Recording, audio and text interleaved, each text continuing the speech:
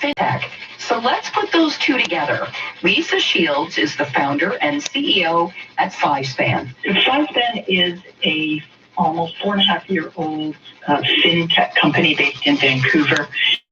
And we're all about making business banking not suck. Okay, can you elaborate? Consumers are now used to getting banking embedded within their applications. And the analogy that everybody always uses is your experience in banking, we call it as a retail customer, right? You register your credit card once on Uber, and then you have this magical experience when you get into the Uber and you walk out, and the transaction part, the actual payment or your interaction with the banking system is magic and embedded, and you didn't need to explicitly do a payment anymore. That's the future of finance. That future is starting to manifest itself in consumer services, but it hasn't yet manifested itself in the services that businesses get from their banks. And I understand you're hiring right now. Technology companies that are SaaS platforms like us that are selling into industries that have this tailwind that exists, either the digitization of financial services that exists before the pandemic, it only accelerated. So we've been fortunate to sort of double our staff remotely over the last year, and we're looking at doubling them again. You can find more information at FiveSpan, that's FISPAN.com. And at the Business Center, I'm Chris McCusker. This is your breaking news station, 680 News. At jackpotcity.net, you can do amazing things with just one casino chip. Discover a world of incredible casino games with over 500 high-quality online slot games, including the world-renowned progressive jackpot slot, Mega Moolah. Play for free at jackpotcity.net and get treated as a VIP 24/7. So visit jackpotcity.net today on your tablet, laptop, or mobile. Jackpot City, a whole world of casino games. 18 plus. Please play responsibly. This is not a gambling website. Superfan with a super deal. The iHeart Winter Sales event is on now. Don't pay for 90 days on all new cars, OAC, and no charge all-wheel drive on select models. Frontline workers receive 2% above invoice pricing on all new cars in stock. Your safety is our #1 priority. We have masks and gloves ready for you. Looking for a Hyundai? I'm your guy. Visit navbhatyashyundai.com. Now 3 locations to serve you. Now, 680 News regional weather conditions for Walmart. New year, healthy you. Walmart knows wellness. If you need any advice on healthy choices this year, just ask your Walmart pharmacist. This message is brought to you by PharmaScience. We're seeing some rain and snow mix in Oakville right now. 3 degrees, 2 degrees in Milton, some light snow. It's one in Overcast, downtown Toronto, 4 degrees in Overcast, and at Pearson, +3 and some clouds. 680 News Time, 5 o'clock. Hold on for breaking news, traffic, and weather. This is 680 News, Toronto. It's Sunday, January 17th. Good evening, I'm Zach Bodenstein. And I'm Caitlin Lee. Here's what's making news this hour. Good to go. Mayor John Tory confirming Toronto's first mass COVID-19 vaccination clinic is ready to open its doors. The province is reporting an increase in new COVID-19 cases as more than 200,000 Ontarians have received a dose of the vaccine today. Multiple charges and arrests were made following 2 separate anti-lockdown demonstrations in the city. It's the countdown to a new White House administration.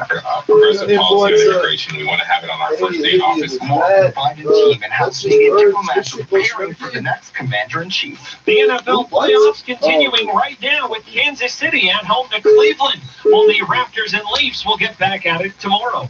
Sports at 15. And coming up in business, forecasting another record year for Canadian real estate, RBC shares its 2021 outlook for the housing market. 680 News Time, 5:01. Time for traffic and weather together on the ones. Here's Christine Langos. This report is brought to you by Aaron Waxman and Associates. Here's some good news. Problems have cleared from the southbound Don Valley Parkway at Lawrence, so all lanes have been reopened. Now I'm just looking at some slow spots here. Southbound DVP from the 401 to Lawrence. But again, everything has been reopened and traffic is very rapidly picking up. Northbound Don Valley Parkway is in fine shape and we're trouble-free now on the 401 across the GTA. We did have an issue on the westbound 401 ramp to Victoria Park. It was there for maybe 3 minutes and they just cleared it out of the way. So all lanes on that ramp are open and we're trouble-free still on the Huey-Gardner combination. If your disability claim has been denied for any reason, call Aaron Waxman at 416-661-4878 or on your cell phone at pound LTD. Your next report is at 5:11. Now with the forecast, here's Carl Lamb. Well, it is just going to be a very calm evening for areas north of the city, a little active for areas in the city where we could have some snow showers, very light in nature tonight, but some of that is already beginning to fall. Some of that is falling as light rain for areas out towards Hamilton and Burlington. That's where we're seeing a little bit of action, but again, it's not substantial, and a few wet flurries falling in areas closer to the city. But as we head into the evening hours, temperatures drop down to -3, feeling like -7 because that wind, which has been with us all day long, it is not going away, and it shifts to the north and the northwest, so that helps in developing some of that lake enhancement for tomorrow for areas out in the west end when we head up to a high of -1. Some snow for areas west. Dry here in the city, but the temperatures will stay cool as we head into the work week. Right now, it is 3 degrees at Pearson, 4 at 680 News. Tonight's overnight low -3. 680 News Time, 5:03. A step forward. The city's first mass COVID-19 vaccination clinic is set to open tomorrow morning at the Metro Toronto Convention Center. 680's Michelle Matthews and Vicki Mayor John Tory joins us live with more details. Michelle. Well, Caitlin, it's the first of its kind in Ontario, and Mayor John Tory confirms the Metro Toronto Convention Center clinic will be ready to go 11 a.m. tomorrow morning. The mass COVID-19 vaccination center is set to serve as a model for future sites in community centers and mobile clinics when the vaccine becomes available to the general public. Okay, but can you get John Tory to explain how a vaccine works? City will be able to come to one of these places and get their vaccination and the how many immunity points For do now, I get? frontline healthcare workers in the shelter system and public health are next in line.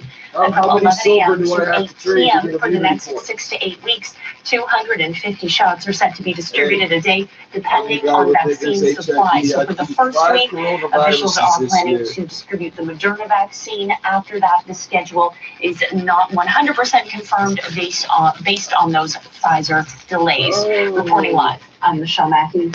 More than 200,000 doses of the COVID-19 vaccines have now been administered in the province. This as Ontario reports another day of cases, over 3,000. Here's 680's Michelle Morton. There are another 3,422 new cases of COVID-19 being reported today in Ontario, and nearly 3,100 result cases. More than 60,000 tests have been completed, 5.2% testing positive. Toronto is leading with the highest number of new cases with 1,035. Peel region is seeing 585, and in York region there are 246. Moving to vaccinations, a little over 11,000 daily doses have been administered, bringing that total to more than 200,000 to date, double compared to last weekend. Nearly 22,000 Ontarians are now completely vaccinated. An additional 69 people have passed away because of the virus. Ontario hospitals are seeing 1,570 COVID-19 patients. 395 are in the ICU, and 293 are on a ventilator. I'm Michelle Morton. 680 News Time, 5:05. A busy week for enforcement officers across the GTHA as they ensure people and businesses are following safety guidelines. 680's Harris Shimi has the details. It's the first weekend of the province's new stay-at-home order, and already Nearly 24 warnings and tickets have been issued for people not following health guidelines. Minister of Labour Monty McNaughton says 11 warnings and 11 tickets have gone out across the GTA. I'm proud to say that we're stepping up enforcement, protecting workers and customers. 5 of these big box corporations were ticketed and fined yesterday. We'll see what the results are today. But my message to any 5 business corporations that's and not 5 following the rules, locations we and 5 won't hesitate to shut you down. McNaughton adds that inspectors have the authority to temporarily close a store and disperse gatherings of 5 or more, and people found in violation could face a $1,000 fine or possible jail time. So far, inspectors traveled to 110 different stores, finding a total of 31 violations. I'm Seher Hashime. Provincial NDP leader Andrea Horvath is calling on the Army to help out at a very long-term care home after reports of a massive COVID-19 outbreak. The CBC reporting that the Red Cross has been deployed to Roberta Place earlier today. The province says that facility has 50 infected residents, 40 infected staff, and 9 deaths so far. But according to an NDP release, physicians at the facility say that all 122 residents and almost all staff are infected, possibly making it the largest outbreak in a long-term care setting in Ontario. Horvath is asking Premier Doug Did we not have hundreds of cases? People have 50 and others across the province. What are you talking Toronto about? police busy this weekend handing out multiple charges after 2 separate anti Handing out lockdown charges, protests at Young handing out Dundas Square charges, and no, Nathan they're Phillips charging Square. people, City's we Michelle charge. Halim explains. 22-year-old Connor Chappelle allegedly These are the assaulted people an that'll swear officer up and and down was how charged things for work. assaulting and You're not obstructing allowed a to police let that. officer. You have to Police listen also to laid vote. 18 There's charges tax for on failure this. to comply with the This. provincial I'm stay-at-home allowed order, to get my but kids are drugs unable to and say alcohol. whether You're not. 18 people were charged or if some people face multiple charges. It's 2 okay arrests if were I say made. it's The okay, organizers of dude. the protests, 49-year-old I'm Lamont talking for Daigle all this. and 38-year-old Kelly Ann Farkas, both being charged with common nuisance. Police say more details about tickets and fines could come in the next few days. I'm Michelle Halim. 680 News Time 5:08 as Joe Biden and Kamala Harris prepare to take the reins at the White House. 680's Adam Steinberg has the latest on the final days of the Trump administration in office and what a Biden presidency will mean for Canada-U.S. relations. He's been locked out of Twitter, largely out of the public's eye, and still refusing to take responsibility for the violent insurrection.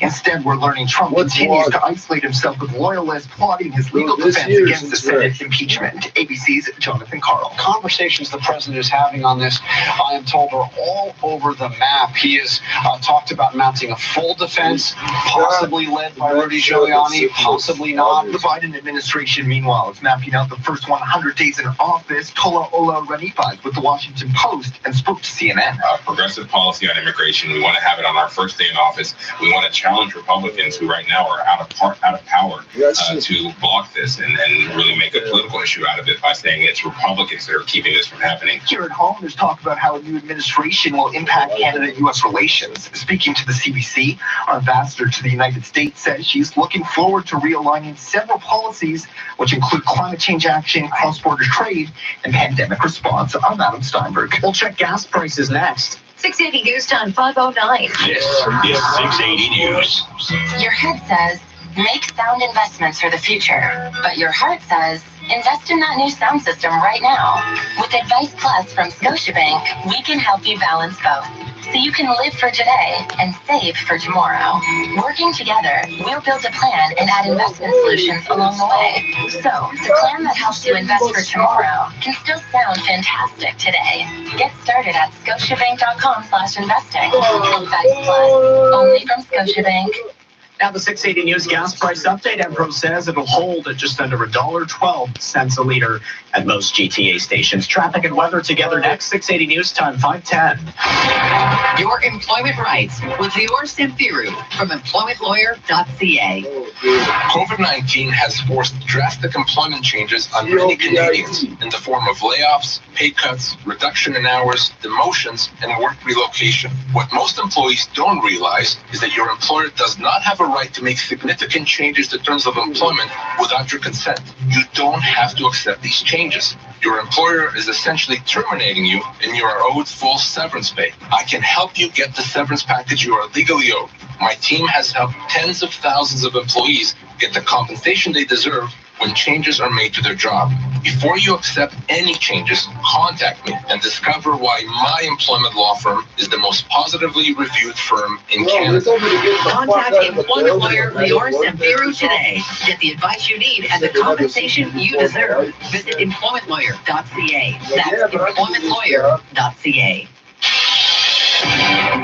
680 News Time, 5:11. Now traffic and weather together on the ones with a look at the drive first. Christine Langos. And this report is brought to you by Boundary Wise. And just having a look at the southbound John Valley Parkway, we had earlier problems at Lawrence. They've been cleared away. And so I'm just seeing a slight backup on the southbound John Valley Parkway from the 401 to south of York Mills.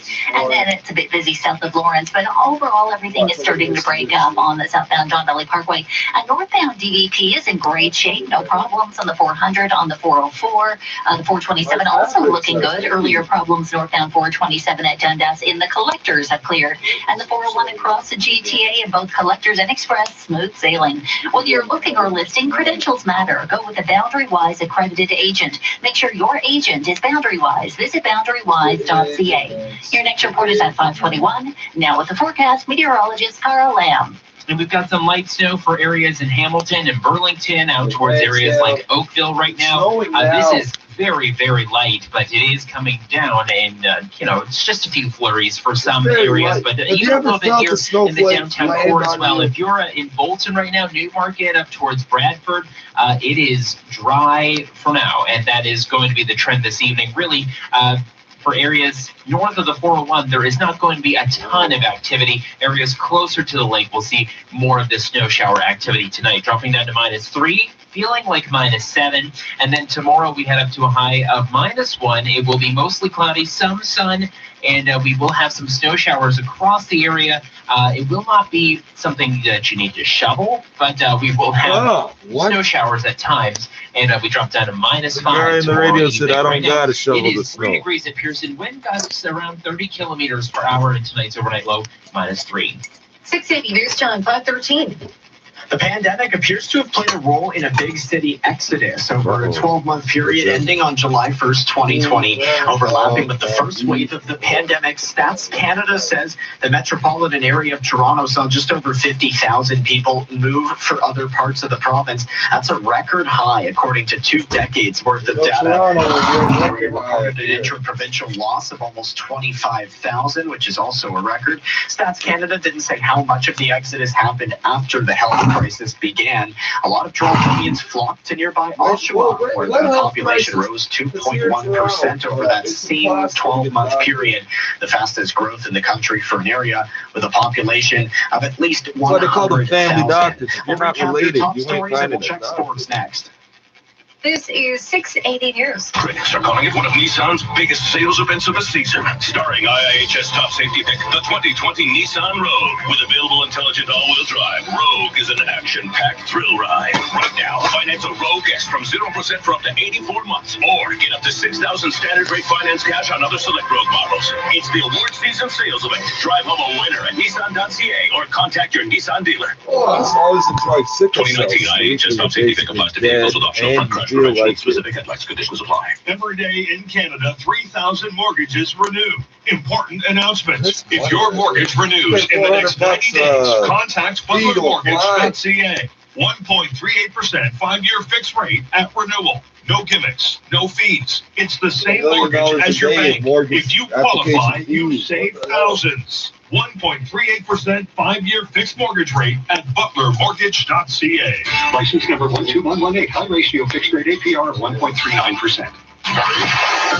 This is All News Radio, 680 News. Some light snow falling in areas in downtown Toronto. It's 4 degrees. Good evening. I'm Zach Bodenstein. And I'm Caitlin Lee. Here's what's making news this hour. The Metro Toronto Convention Center will be transformed into the city's first mass vaccination clinic tomorrow. In total, over 200,000 doses have been distributed across the province. And today, Ontario reporting 3,422 cases of COVID-19. Ukraine. An enforcement blitz across the GTA yesterday. 50 inspectors investigated 110 different stores, finding 31 violations, according to provincial health officials. Anyone caught breaking the rules faces a fine up to $1,000 and possible jail time. Still to come, all federal prisons in the U.S. are going into lockdown ahead of President-elect Joe Biden inauguration on Wednesday. 680 News Time, 5:15. Time for 680 Sports, and from Sportsnet 590 The Fan, here's Brent Gunning.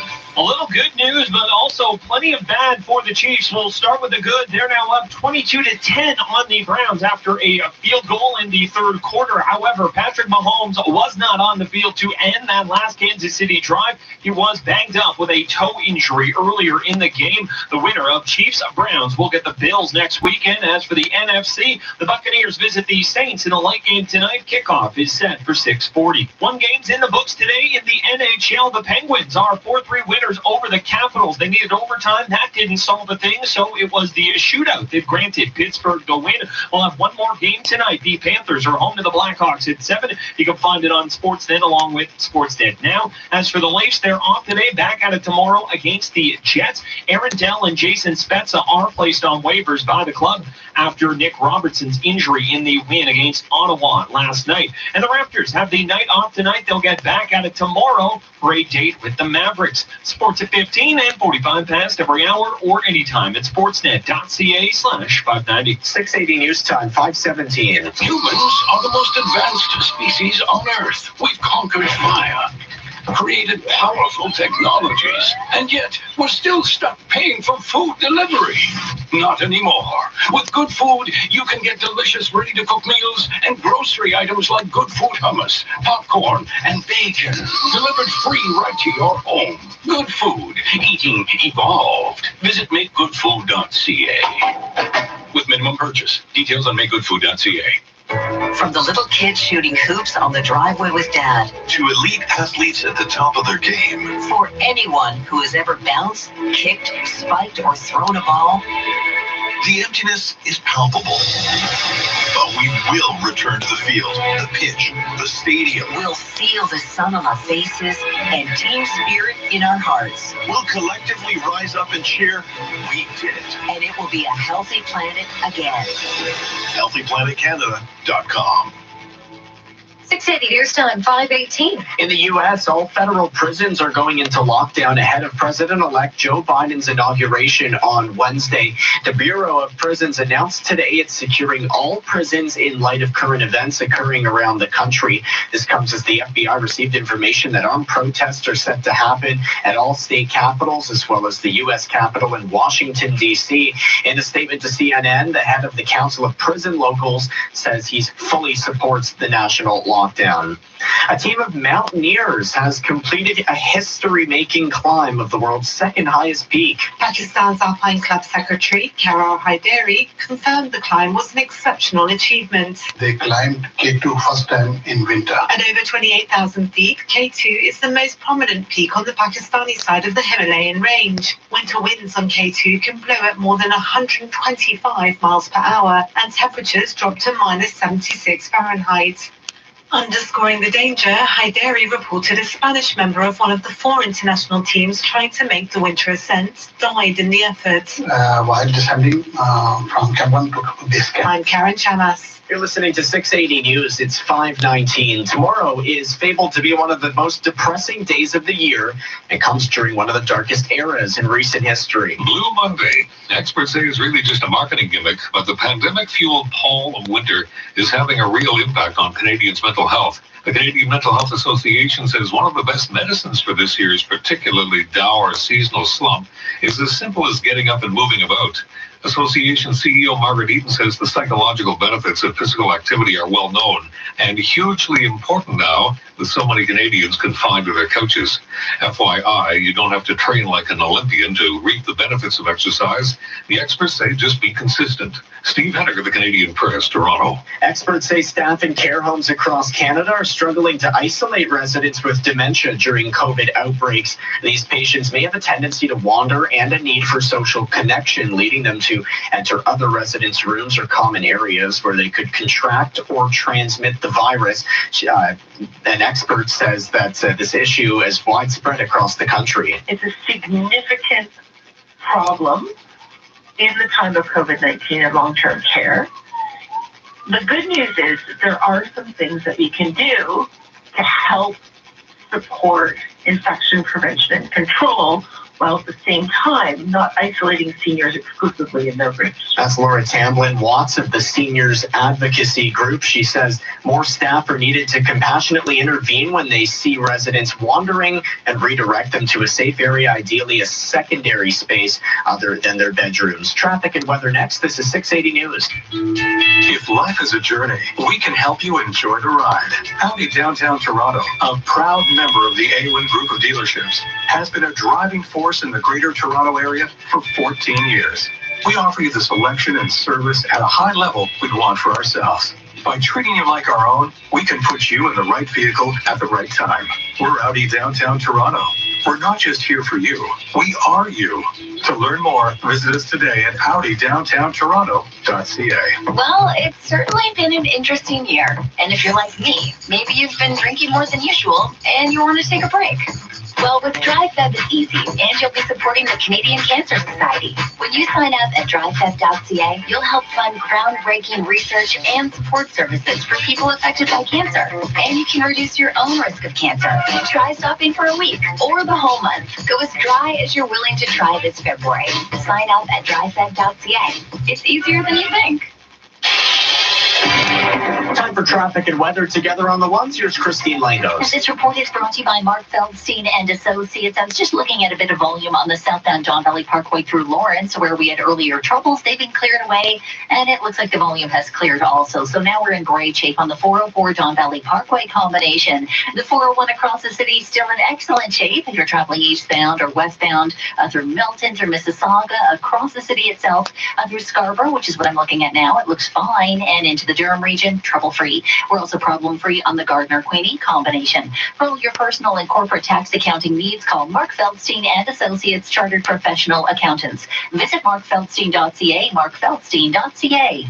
Your next report is at 5:31, and now with the forecast, here's Carl Lamb. Well, it's still a bit breezy out there. Those winds are still noticeable, around 20 to 30 kilometers per hour. We have some light snow across the region as well. Temperatures continue to drop. We'll head down to -3 during the overnight. Any accumulation here in the city will be 1 centimeter or less. So let's go with the coating. That's the best estimate for in terms of how much snow we're expecting. So there could be a coating, but certainly your wipers will be able to do the trick tomorrow morning. And areas in the Niagara region certainly seeing a little more in terms of snowfall potential, anywhere between 1 to 3 centimeters. Then as we head into the overnight, again, the wind still noticeable, feeling like -7. For tomorrow, -1, mostly cloudy, a little bit of sunshine at times. And then we do have some snow showers on and off at times, but nothing steady, nothing substantial. We're talking about another possible centimeter or so. And then as we head into Tuesday, -1, mostly cloudy. Again, the snow does return,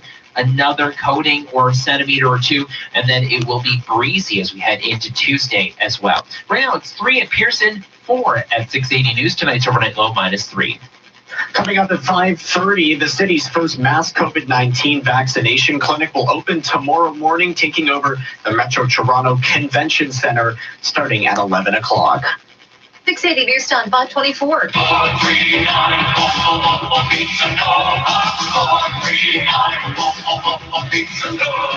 Ciao, I'm Dominic Primerci, and I'm excited to tell you about our plant-based pepperoni from our friends at Field Roast. Crafted with quality, fresh whole food ingredients, and Italian seasonings, our Planteroni delivers on taste. Make it all vegan with our dairy-free cheese and taste the plant-based difference. Coronavirus updates and breaking news. All on the Be the First to Know newsletter. Sign up now at 680news.com/newsletters. We told you earlier it's Betty White's 99th birthday today, but also celebrating a special day is the voice behind one of cinema's most famous villains. I am your father. Darth Vader himself, James Earl Jones, turns 90 today. His first film was Stanley Kubrick's Dr. Strangelove, and since then he's appeared in Coming to America, The Lion King, and The Hunt for Red October. We'll check business next. 680 News Time, 5:25. At Toyota, safety isn't optional. That's why our vehicles come with Toyota Safety Sense Standard. It's a suite of intelligent safety features that other car companies charge extra for. That's like buying bubble wrap and paying extra for the air in the bubbles. Lease a 2020 Highlander LE all-wheel drive for as low as $99 weekly at 2.49% APR for 48 months with $5,700 down. Ask your local Ontario Toyota dealer about contactless shopping or to book an appointment today. You're in the home services business. You're reliable, professional, honest. Your quotes are real. You start when you say. You do the job right. That's what being Google guaranteed as a local services provider says about your business. Customers will know Google vouches for you, and Google guarantees your work. So customers will choose you. Contact Search Kings to set up and manage your local services ads account today. You want to stand out where your customers are online? Switch to Search Kings. 680 News Time, 5:26. And now the weekend business report. I'm Stuart McGinn. RBC is forecasting another record year for Canadian real estate in 2021. But before we look ahead, it's important to look back at a record year that was 2020 despite the pandemic. Robert Hogue is a senior economist with the Royal Bank of Canada. It's been an absolute roller coaster. The year started very, very strong in 2020. And then, of course, COVID hit, and now the market hit the pause for a period of time. And then when the economy started to reopen, we saw huge pent-up demand being realized. That demand and the momentum that ended 2020 are two things RBC predicts will continue throughout this year. And Hogue says there's one key reason why that's likely. Inventories across Canada are so low. If there's any buyers out there in the market looking to buy your property, there's very few options available. Maybe except some downtown condo in downtown locations. It's great news if you're selling, but low inventory means options are slim, and that's the situation right across the country. When you have very tight markets, sellers are in control, and we're expecting prices to continue to rise over in the short term. Don't expect a major price crash, or if you're a buyer, any kind of bargains by the end of the year. The odds are prices are going to continue to rise, maybe except in condo markets in some of the major cities in Canada. One other trend Hogue says is expected to continue comes as a result of the pandemic as well, and what it meant for so many people that started working from home, realizing it might stay that way for quite some time. A lot of buyers went outside the major core urban areas into the suburbs and into the exurbs and even further away from those centers. So we've seen very strong demand, but also price increases in smaller markets. And that's likely to continue to a certain extent in 2021. That's Robert Hogue, a senior economist at RBC, the bank predicting another record year for Canadian real estate. At the Business Center, I'm Stuart McGinn. Out with the old and in with the new. It's something you hear a lot this time of year. Making space in your life is what a new year is for. Get a fresh start in your home and your life with Access Storage. With a safe place to store the belongings you love but don't have space for. Access Storage can be your resolution solution with flexible and affordable storage options and more than 100 convenient locations in Ontario. Get on with your new year. Access Storage. Shop Canadian, store Canadian. Try 4 weeks free. Visit accessstorage.ca. Look in your bathroom mirror and ask yourself, do I like what I see? Those dated tiles? Ugh, that shower? Really? And what's with that vanity? AGM Innovations.com. Shouldn't the room you make yourself beautiful in be beautiful? AGM can turn your bathroom into a new, beautiful, relaxing space in just 3 weeks. AGM Innovations.com. Call now and save $3,000. AGM. Having a look at our meteorologist Carl Lamb's forecast this evening, cloudy with flurries. It's going to be 1. Overcast, overnight, it's going to be flurries and -3. It'll stay -3 into tomorrow morning. The flurries will dissipate, mostly cloudy though. And then the sun starts to peek through tomorrow afternoon. It'll be a high of -1. Right now, light snow falling in parts of downtown Toronto at 4 degrees. It's 5:30. Number 1 for news in Toronto. This is 680 News. Good afternoon. It's Sunday, January 17th. I'm Kate Lee. I'm Zach Bodenstein. Here's what's making news right now. Metro Toronto Convention Center set to open its doors Monday for the city's first mass COVID-19 immunization clinic. The province is seeing more than 200,000 doses of the COVID-19 vaccine administered today, as an increase in cases of the virus is reported today. The Biden administration is laying out its plans for the first 100 days in office. Details coming up on the inauguration and how a new president has Canada optimistic about normalizing diplomatic relations. One BC expert says when it comes to dismantling right-wing extremism, it's time for action and accountability from government leaders. This comes as several pro-Trump rallies are planned south of the border on Sunday. Nothing today for the Leafs or Raptors. They'll both return to action tomorrow. And we've got 2 playoff games today in the NFL. Sports at 45. And coming up in business, goals might be tough to set this year, given all we went through in 2020. So we take a look at the 12-week year methodology, which can boost productivity. Human rights thing's important. You know what's worse, this virus. Here's Christine Lagos. This report is brought to you by Queen Smith MBA in Toronto. I'm having a look at the southbound Don Valley Parkway, and we had problems at Lawrence. They've been cleared away, all lanes open to that area, and traffic appears to be smooth sailing through this area. Now, I did hear from a traffic spotter who let me know that on the southbound Don Valley Parkway between Winford and Eglinton, we had a mattress or the remains of one in the 2 right lanes. So we took a look at that, and can't spot it here on the cameras, but just keep an eye out. Southbound Don Valley Parkway approaching Eglinton. They find some debris still in the 2 right lanes. Elsewhere, the 401 still in great shape at this time. No problems if you're traveling into or out of downtown on the Gardner Expressway or the Lakeshore. And the QEW, it's looking good near Mississauga, Oakville, and Burlington. Earn your MBA from Queen's Smith School of Business right here in Toronto. Find out more at smithmbaintoronto.com. Your next report is at 5:41. Now with the forecast, here's Carl Lamb. Well, it is going to be a very calm evening for some. The further north you go, it is going to be relatively calm. But as you get closer to the lake, that's where we have some of those light snow showers and wet flurries falling. But again, temperatures continue to drop, and so we will have conditions favoring some of that snow to start to stick on some surfaces tonight, especially for areas west of the city as well. We're already seeing that here downtown with some of that light snow and out towards Mississauga as well into Hamilton, Burlington, and up towards Milton. So temperatures tonight, again, dropping down to -3, and it will feel like -7 when you factor in the wind. Tomorrow, we will have some snow showers on and off, some lake enhancement off of Lake Huron for areas west of the city, and we'll head up to a high of -1. It will not be as windy tomorrow as it was today. Right now, it's 2 at Pearson, 2 at 680 News. Tonight's overnight low -3. 680 News time, 5:33. Many Torontonians will be rolling up their sleeves tomorrow. The city launching its first mass vaccination clinic, taking over the Metro Toronto Convention Center. 680's Michelle Mackey spoke to Mayor John Tory. She joins us with the details.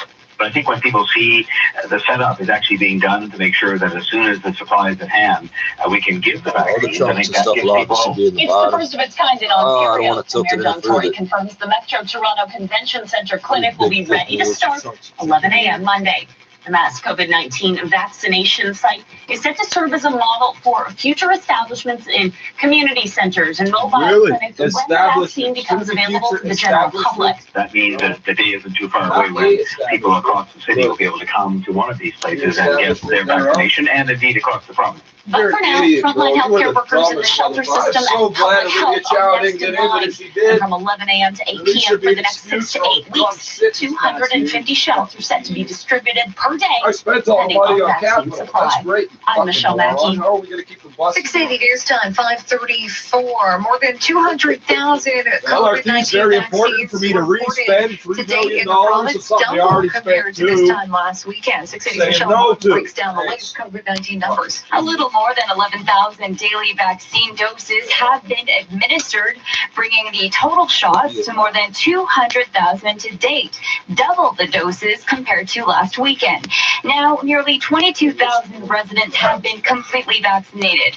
3,422 new cases of the virus are being reported today in Ontario, and there's nearly 3,100 result cases. Toronto is seeing the highest number of new infections with 1,035. Peel Region is reporting 585, and York Region sees 246. More than 60,000 tests have been completed, 5.2% confirmed positive. 69 people have passed away because of the virus in the past day. Ontario hospitals are treating nearly 1,600 patients with COVID-19. 395 are in the ICU, and 293 are on a ventilator. I'm Michelle Morton. That's the first weekend of the province's stay-at-home order, and enforcement officers were out ensuring people and businesses continue to follow safety guidelines. 680's Zahir Hashimi has the details.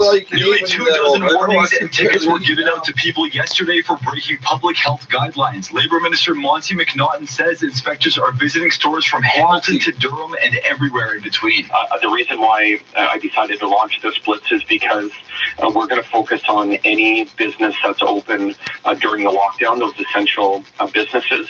And my main goal is to ensure the health and safety of workers and the public at large is protected. Now, as a part of Ontario's stay-at-home order, people seen gathering may face a $1,000 fine or spend up to 1 year in jail. And any corporations caught in violation could be subject to a $10 million fine.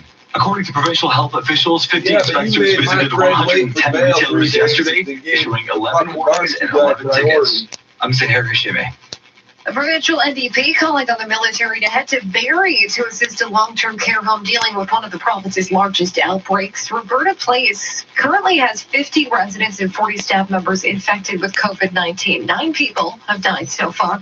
The CBC reporting the Red Cross has been deployed, but no word yet from the military. In a release, the NDP's leader, Andrea Horwath, says she's calling on Premier Doug Ford to save these people, quote, ease their struggle and help their lives.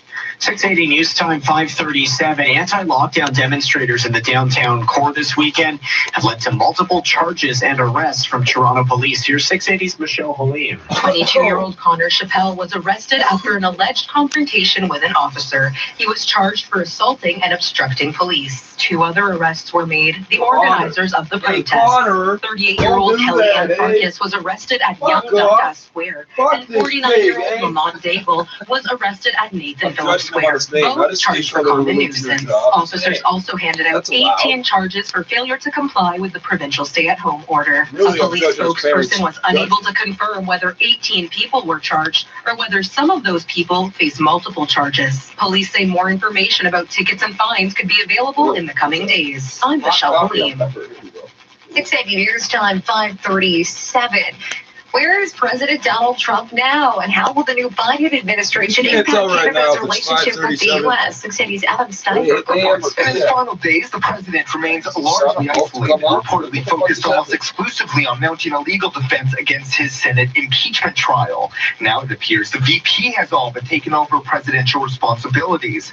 On Saturday, Pence spoke to naval officers in California, where he acknowledged his time in office is coming to a close. As the new American administration prepares to take off, we do well to remember, as Americans, that the price of freedom is eternal vigilance. And we're also hearing more about the logistics surrounding Wednesday's inauguration. CNN has learned that Vice President-elect Harris will be sworn in by Supreme Court Justice Sonia Sotomayor. Tola Olorunipa of the Washington Post has more on the administration's plans for executive orders. They realized what happened in the past when Republicans used the little power that they had under Obama to stop them from getting much done in terms of legislative progress. The impact of a new administration lower 48 is going to be speaking to the CBC, Canada's ambassador to the United States says a Biden presidency marks the return to policy alignment and predictability. I'm Adam Steinberg. Law enforcement agencies across the U.S. are preparing for threats of possible violence by extremists. Overseers had to be tough on slaves, didn't they? Or they wouldn't have had that position, right? Mark Keel Simpson with the BC Community Alliance says politicians are only now developing the language to use when addressing white supremacy.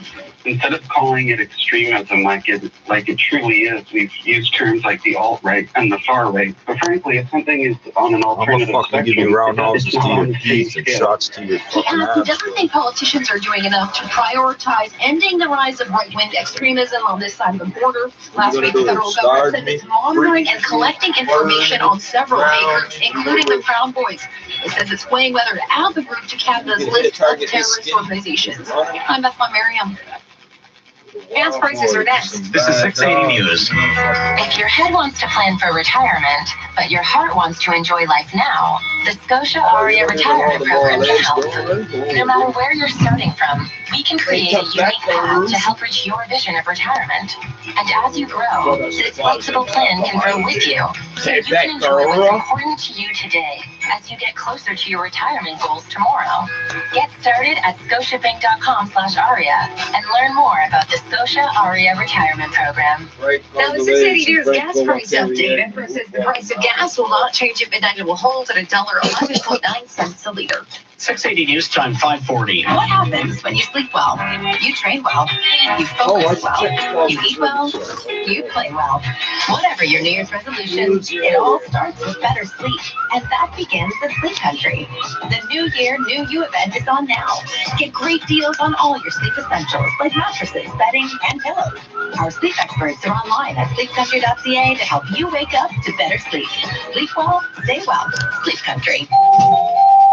You best sleep well and stay well. Streams of truth. Brought to you by Sportsnet Now. Do you feel trapped with unreliable illegal sports streams? Stuck in the glitchy, pixelated wasteland of pirated sports? Well, the freedom that you deserve is now with Sportsnet Now. All you need is an internet connection, and you can stream the game right now. They even got money. With Sportsnet Now, starting at $9.99. Visit snnow.ca for details. 680 News Time, 541. Time for traffic and weather together on the ones. Here's Christine Lagos. And this report is brought to you by Casper. Well, there are absolutely no delays on the major routes around the GTA. I'm just scanning the QEW, and it's moving well through Mississauga, Oakville, Burlington. If you're heading to the Niagara region, no delays whatsoever. Same goes for the 401, the 407, the 404 John Valley Parkway combination. Earlier trouble southbound John Valley Parkway at Lawrence cleared away. Northbound Military Trail past Old Kingston Road down to a single lane as they continue to work on the sinkhole. Reset your rest with Casper and get the sleep you truly deserve with 10% off everything. Visit casper.ca/promo for terms. Your next report is at 5:51. Now with the forecast, here is Carl Lamb. We've got some light snow across the GTA right now, and so that is going to be the trend as we head into the evening. Again, the further north you go, the less of an issue this is going to be, but as we head into the evening hours, again, we have some pockets near Milton and Mississauga that are bringing a few steadier snow showers at this point, and then we'll have some more snow for the Niagara region. But again, if you're traveling north, it's not going to be an issue tonight. Dropping down to -3. Feeling like -7. Tomorrow, temperatures will head up to -1. That's it. So we are going to snap our streak of really mild conditions, and -5 will be the low. And it's not going to be as windy tomorrow once that cold front moves through. Winds are not going to be as active, but Tuesday it's going to get quite windy. -1 is the high, and we'll have some more snow showers there as well. Right now it is actually 2 degrees at Pearson, 2 at 680 News, and tonight's overnight low -3. 680 News Time, 543. Convicted murderer and pioneering pop producer Phil Spector has died at the age of 81. One of the most influential producers in pop music history. D'autres radios Québec. Non, mais vous êtes les seuls. Oui, vous êtes les seuls. Il y a personne d'autre que vous faites ça. Être le seul média à recevoir des intervenants français un peu fake news, parce que nous aussi, à Radio-Canada, on a reçu dans le temps des fêtes quelqu'un qui pensait qu'on vit dans une société totalitaire. Ceci n'est pas totalitaire, ceci est totalitaire. Voilà, c'est la nuance que je ferai de façon très rapide. Mais je m'intéresse particulièrement dans nos circonstances à l'espace pour penser. Et aujourd'hui, c'est comme si tout discours qui s'opposait au langage officiel était non seulement fâcheux, mais devait être éliminés. Tout à fait, on assiste à une véritable inquisition. Une inquisition, ça c'est Ariane Piléran, une intervenante dans le documentaire Hold Up, un film complotiste dénoncé par tout le monde, incluant nos collègues des décrypteurs. J'ajoute que nous aussi, à la soirée, on a déjà reçu des Français louches comme Bernard Werber et Jérémy Demé. Je ne sais pas si c'est une bonne chose, mais je voulais juste remettre les pendules à l'heure. Il y a beaucoup de questions du couvre-feu aussi. Richard Martineau a fait appel à Gilles Proulx pour parler du couvre-feu d'octobre 70 et M. Proulx s'en rappelle comme si c'était hier. Il a multiplié sortes de mesures. On devait rentrer le soir en telle heure, puis pas traîner dans les rues, te faire questionner par la police. Mais ça ne nous empêchait pas, les reporters, d'être un peu partout à nos activités de jour. Un beau témoignage. Le seul problème, c'est qu'il n'y en a pas eu de couvre-feu pendant la crise d'octobre. Donc, M. Proulx doit confondre avec le couvre-feu de la révolte des patriotes à laquelle il a participé. Toujours à propos du couvre-feu. J'ai préféré Catherine Perrin. C'est pas bien, ça. 32, 57, E11, toujours à propos du Dupont Street, the CPR, which they don't mean. Et Saint-Pierre dit, j'espère que je n'arriverai pas avec vos instruments. Donc, toujours à propos du couvre-feu, un de mes préférés, Jérôme Blanchet-Gravel avait une belle analogie pour nous. On prend la société québécoise pour une sorte de poupée vaudou. Le Québec, c'est la poupée vaudou du gouvernement Legault et on pense qu'on peut la manipuler à l'envie. C'est une espèce de pâte à modeler, alors que la société, ça reste un organisme vivant. Oui, la société est un organisme vivant, pareil comme le chien saucisse et l'étoile de mer. Et le Québec, c'est une poupée dans laquelle on plante des aiguilles pour jeter des mauvais sorts. Écrivez-moi si vous comprenez cette analogie. Il s'inquiète aussi de ce que sera la prochaine étape après le confinement. Donc, c'est quoi la prochaine étape? C'est quoi? C'est un suicide collectif pour prévenir le virus? Peut-être. Pour l'instant, on semblait plus miser sur l'amélioration des systèmes de ventilation dans les écoles, mais restons vigilants. Reste que Jeff Fillion non plus n'est pas d'accord avec le couvre-feu. Selon lui, c'est autre chose qui devrait être assujetti à un couvre-feu. S'il y a une chose qu'il faut fermer à 8 heures, c'est LCN et TVA. Il faut enlever ces gens-là qui provoquent la discorde, ils provoquent la division. Tu as 50% des gens qui vont s'abreuver de ces nouvelles-là et qui vont trouver que qu'est-ce qui est présenté, c'est la vérité. On a des gens qui passent leur journée à s'amuser avec la peur, s'amuser avec la division. Québécois est un cancer terrible pour le Québec. Jeff Fillion qui fait un plaidoyer pour qu'on censure ceux qui provoquent la discorde et il n'a pas l'air de saisir l'ironie de la chose. Sur Twitter, d'ailleurs, hier, il a même écrit au patron de Twitter pour... Another happy news today, by the way. Regular listener to the Tim Hudak Show and past president of the Ontario Real Estate Association, Ray Ferris. Broker with Erie's Edge Brokerage on the beautiful shores of Lake Erie. Happy. COVID has changed the delivery of healthcare out there and the impact that has on our customers. So we'll start with the first one. Like everybody else, from mid-March, we went virtual, right? Everyone working from home. Now, luckily, as a software company, we were already, big users of Slack and Zoom. And because we had a number of offices, we were already very kind of well-grooved in terms of virtual collaboration. So, of course, there was disruption. When you send 400 people home, you have to find some new ways of working. But we were relatively well set up for that. But for our customers and for health systems in our society in general, COVID was a major impact, not just now, but I think there will be a lasting impact in terms of how healthcare is delivered. So I talked a little bit about how the tragic number of deaths in long-term care facilities. And so, I think we could all agree if we had a choice whether, we wanted our grandmother who needed additional care to be able to stay in the home and get support at home or to go into a long-term care facility. I think now more than ever, we would opt for home care, which, by the way, has proven to be very safe. My grandmother was technically the landlord. She rented the house. And then the other thing is that hospitals were all then very motivated to if it was warm out, the door was wide open. For dealing with the wave of COVID patients. And so interventions that previously would have happened in a hospital or in a clinic increasingly were happening in the home. And even, for example, if I had a surgery, instead of staying 5 days in the hospital to convalesce, they would try and get me out the next day. All these doctors are convinced that somehow opening up their own practice is the way to be. Need for home care, and also in the terms of the types of care that are delivered in the home, it's really expanded out from what it was before to supporting more acute levels of care in the home. Do you also offer a service along the idea of personal emergency service where the home care person could activate a button and then have direct communications with one of your healthcare, in your case would be your clients using your software? Do you have that built into your software? Yeah, we actually, we don't do, as you say, that's called PERS, right? Personal emergency response. We don't do the I've fallen and I can't get up button. What we do is remote patient monitoring, and that's used primarily for chronic disease management. So I've got chronic heart failure or COPD or diabetes, hypertension, and often a mix of those. And, this is the part of the patient population that consume, 50% of health system resources. So the idea is to be able to better maintain people struggling with these chronic diseases in their own home.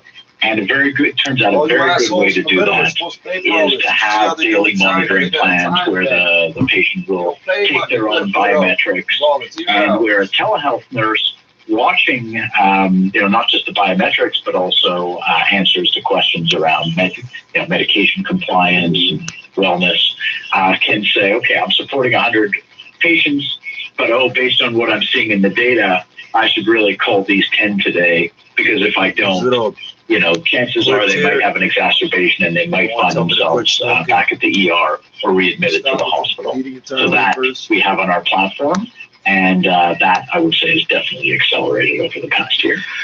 So correct me if I'm right or if I'm wrong. With your company, prior to COVID-19 happening, you were more of a scheduling software platform than you were at telehealth. Now you're bringing telehealth into your company in a very big way. Is that correct? Correct. Yeah, we actually had the tools in our platform prior to COVID, but they were very poorly adopted. Right? The health system knew how to pay for a face-to-face delivery of care, and often didn't know how to reimburse for remote monitoring or how to reimburse for a virtual visit. Your next report is at 6:01 with Craig Gear. And now with the forecast, here is Carl Lamb. Well, temperatures today have been quite mild, and we're going to get into some more seasonal air as we head into the start of the work week. Temperatures today are dropping down to -3, and then we'll have some light snow across the region. That's what we're already seeing right now, setting up across the GTA. So that is what you can expect. Some of that snow shower activity near Oakville and Mississauga. That's where we're seeing some of the steadiest, but also since temperatures are still warm, we're seeing a little bit of a rain snow mix. So it's falling in some wet snow as well. So temperatures tonight dropping down to -3, feeling like -7. Tomorrow and Tuesday, -1 will be the high. It's mostly cloudy tomorrow. Some sun will break through. Actually, my snow number showers lock on and off throughout the day. Some lake-enhanced snow for areas west of the city. And then for Tuesday, it's a more general snowfall for those across the region, and it will be quite windy on Tuesday as well. And then for Wednesday, a high of -3 and a mix of sun and cloud, and then the chance for some snow showers as well. Right now, it's 2 at Pearson, 2 at 680 News, and tonight's overnight low -3. This extended forecast is brought to you by Dynamic Funds. The greatest investment tip ever? Start building a plan with a financial advisor today. Learn more about the value of advice at dynamic.ca/advice. If life is a journey, we can help you enjoy the ride. As part of the A1 group of dealerships, our 3 collision centers are here to get you back on the road safely using the latest equipment available. Our certified collision center, A1 Auto Body, Mercedes-Benz Oakville Authorized Collision Center, and Downtown Body Shop have been serving the community for over 36 years. Or A1, Why are you so polite all of a here for sudden? you. We are here. To learn more about our 3 body shops, visit us at awin.ca. You're listening to 680 News. I'm attempting to. Disease. She left Betty White us. celebrating a special birthday today. 99 years ago, Betty White was born in Oak Park, Illinois. Yeah, but Aaliyah was born yesterday. In the 1930s, finding fame in the 1970s when starring in the Mary Tyler Moore Show as Sue Ann Nivens. And then in 1985, she began her most famous show starring with B. Arthur, Rue McClanahan, and Estelle Getty in The Golden Girls. Thank you for being free. She played Rose Nyland, a simple farm girl who moved to Miami after the death of her husband. By the time I got to high school, the kids had made up this really mean nickname for me just because I had hairy legs. What'd they call you? Rose with the hairy legs. Years since, she's kept busy appearing in Hot in Cleveland, Toy Story 4, and one of my personal favorite shows, Community. It's gonna take the Lord to get me away from you. Damn. I'd say she's the best thing since sliced bread, but she's actually older than sliced bread. I'm James Mackin. In 60 seconds, we'll check in at the Business Center with Chris McCusker. 680 News Time, 5:55. At jackpotcity.net, you can do amazing things with just one casino chip. Discover a world of incredible casino games with over 500 high-quality online slot games, including the world-renowned progressive jackpot slot, Mega Moolah. Play for free at jackpotcity.net and get treated as a VIP 24/7. So visit jackpotcity.net today on your tablet, laptop, or mobile. Jackpot City, a whole world of casino games. 18 plus. Please play responsibly. This is not a gambling Does the complexity of real estate have you rethinking if moving is even worth it? At Properly.ca, we're bringing common sense to real estate, helping you buy and move into your new home before you even list the one you're in. While you enjoy the comforts of your new home, Properly will track the list and show your old one to get you the best price on the market. Your experienced Properly real estate agent will guide you through the process, helping you move on your terms. There's a smarter way to move, the Properly way. Visit Properly.ca to get started today. 680 News Time, 5:56. Now your business report. I'm Chris McCusker. So we're a few weeks into a new year, and maybe you've laid out some resolutions or goals for yourself or for your business. Here's a different spin. Cheryl Himberg is the CEO at Key Element Solutions, and she subscribes to a 12-week year methodology instead. Last year, when COVID emerged, it was a really great example of how creating goals in January are not necessarily still relevant in November. Things can shift and change very, very quickly. And what the 12-week year methodology does is it operates in 12-week cycles, 90-day cycles, where you look at what matters most to your business right now. 90 days, let's say 91 and a quarter days, 89 days if you buy T-bills, because it takes a day to get it to market. To be more effective and intentional. And I would think breaking it down this way makes the goals maybe a little less daunting. The number one thing that I find, whether we are, doing one-on-one coaching with our clients, or whether Key Element Solutions is going in and working with an organization or working virtually with them now, is that it's reducing the overwhelm, which is so incredibly important, especially right now. And you have proof that this method works. What we tend to see in implementing the 12-week year cycles within a business, individuals can use it as well. It's great within teams, but we tend to see an increase in productivity by 30% or more. Cheryl Himberg is the CEO at Key Element Solutions. And at the Business Center, I'm Chris McCusker. At Scotiabank, we know it can be hard to balance your savings goals and enjoy your life today, but the Scotiabank Savings Accelerator account can help. For a limited time, earn 1.5% interest to help grow your TFSA or RRSP faster. So you can accelerate towards what your head is planned for tomorrow and let your heart enjoy what it needs today. Visit Scotiabank.com/accelerate to open a savings accelerator account today. Conditions apply. Interest is calculated daily. Weather forecast. Young and Dundas Square, there's like 3 dozen officers. Some kid gets domed in the head. The 680 News weather guarantee. Domed in the head. At 680news.com. It's time to rethink what rest means. In fact, it's time to take sleep not just a little, but a lot more seriously. And Casper is here to help. With Casper's amazing sleep products, more people than ever have been getting the sleep they deserve. It's time, because now they're having a sale. From the most comfortable mattresses to the softest sheets, save 10% on everything you'll need to reset your rest at Casper.ca. Exclusions may apply. See Casper.ca/promo for more details and end date. Who you calling a promo? You'll You're always be the promophobic. first to know. Breaking news. I'm homophobic. I don't have Breaking news. Now, 680 News regional weather conditions for Coy Brothers. Looking for the best power equipment, parts, and brand name accessories? Coy Brothers is your one-stop shop. Trust the pros at Coy Bros. Shop online at literally is how large. In downtown Toronto, 4 degrees right now. Overcast. It's dropped down to +1 and overcast. And Brampton, we're sitting at 2 degrees now. Some light snow has begun to fall there. Means In very, Milton, also some light snow at +1. 6 o'clock. 太小了。照片，你没该不是 Chinese for you say it. 太大了。Sunday, January the 17th. I'm Tim Chapman. And I'm Veronica Thor. Here's what's making news this hour.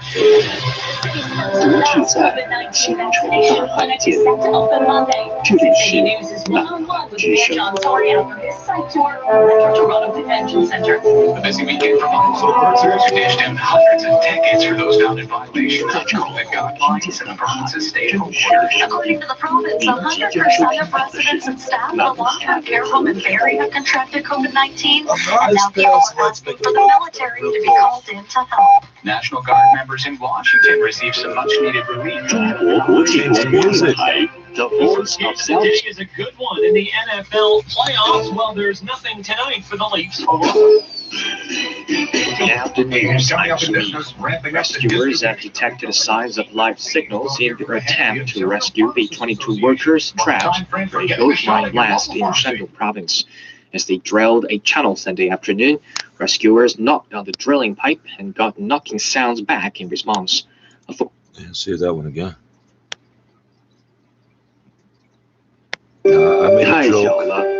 I made a joke about 4 or 5 years ago. We've run out of time, sad to say. That if those Chilean miners had been Chinese, they would have solved the 69 miners being trapped with one stick of dynamite. No more trapped miners. That was a joke. It was a joke about 1990 China, not 2020 China.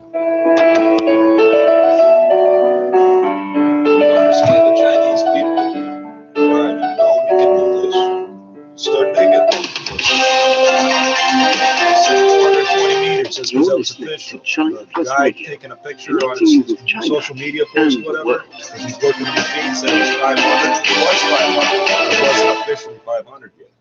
Examining the events that impact and shape China and the rest of the world. This is the Beijing Hour, 1 hour of news and information brought to you every weekday. Now here's your host, Shane Bigham, with you on this Monday, January the 18th, 2021. You're listening to the Beijing Hour, live from the Chinese capital.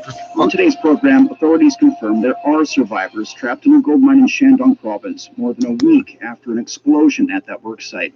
Brazil's health regulators approved the urgent use of COVID-19 vaccines made by Sinovac. And this will be the world today. 498,000 COVID-19 infections and close to 99. The world today is going to be all about Trump and vaccines.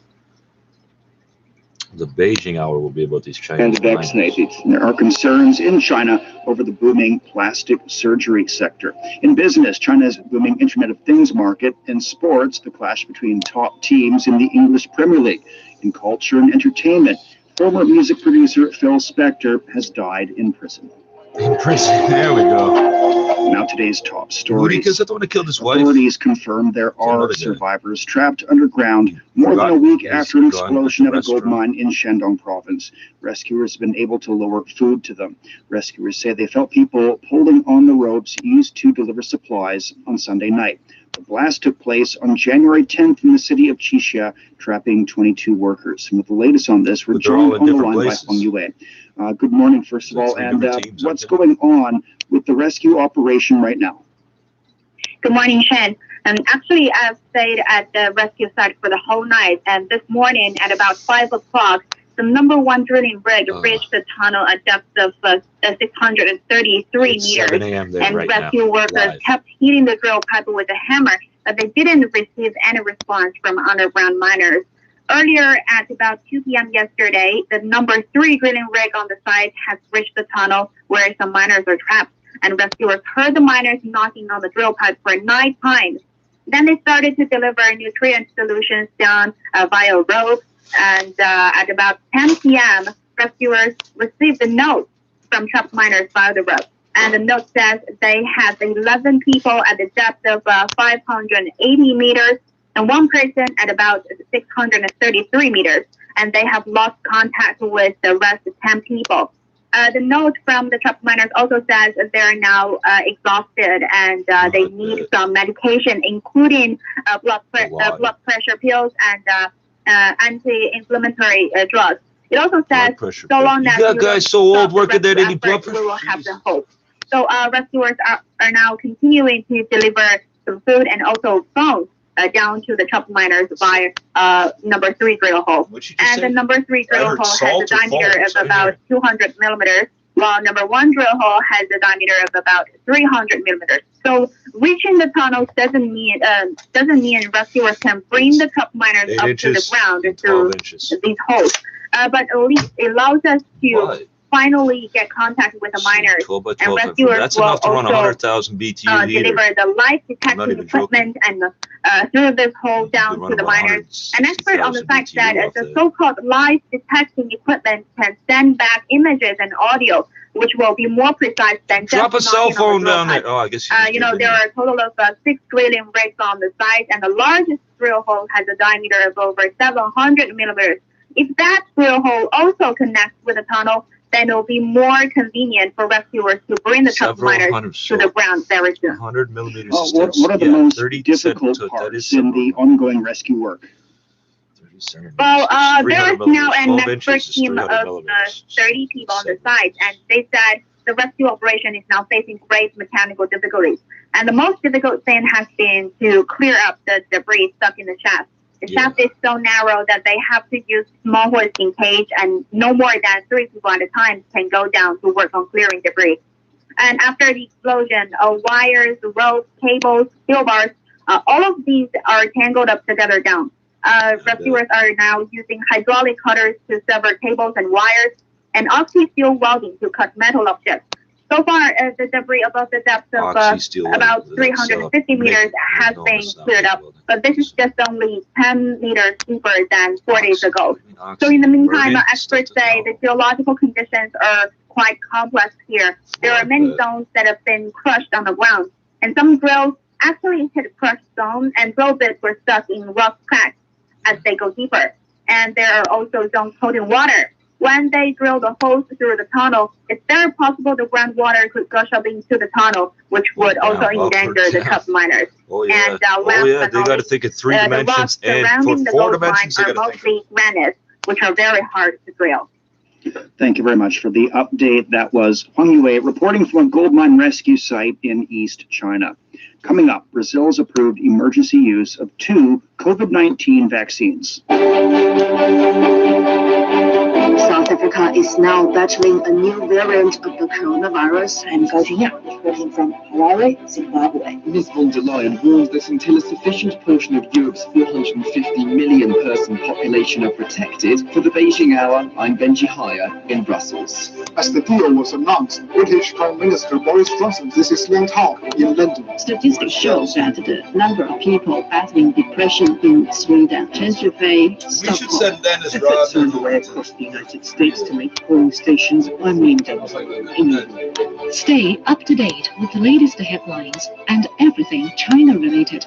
For the Beijing Hour, I'm Fu. I'm Shanghai. This is Beijing. I'm China. Everything in focus. Up north where the soldiers are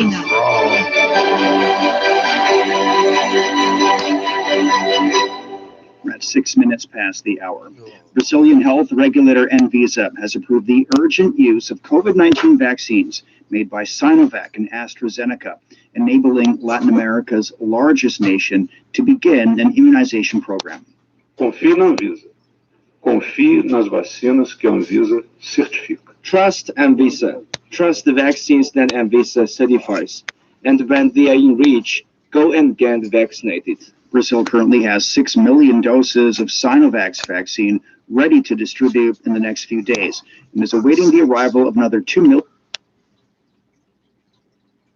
Why now? I mean, because obviously for U.S. it's the concern in the upcoming inauguration of the Biden administration, possible violence. But to me, there was a lot of dangerous disinformation campaign on Trump's account, and so China views things like this very different. It's a really harmful account. But Mr. Chen, what do you think of what just now Dr. LaRouche mentioned about the words used by French economy and finance minister that compares these tech giants as digital oligarchies?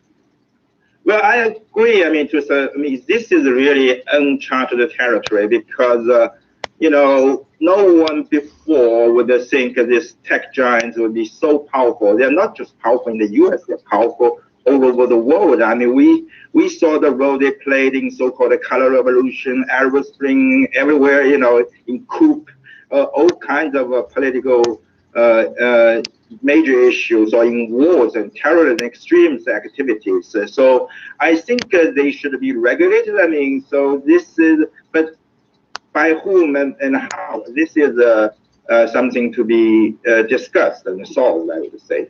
Yes, who will be there to regulate these big tech companies? We'll discuss in a short while. But Mr. Cavolo, what's your thought on Twitter's decision to ban Donald Trump? Do you think that's a right step? In the current case of exactly and specifically what happened, if they had the correct reason and purpose for banning an account, that's okay. Meaning, now let the discussion go as to whether or not it was appropriate. Okay, if that's an ongoing discussion, that can be an ongoing discussion.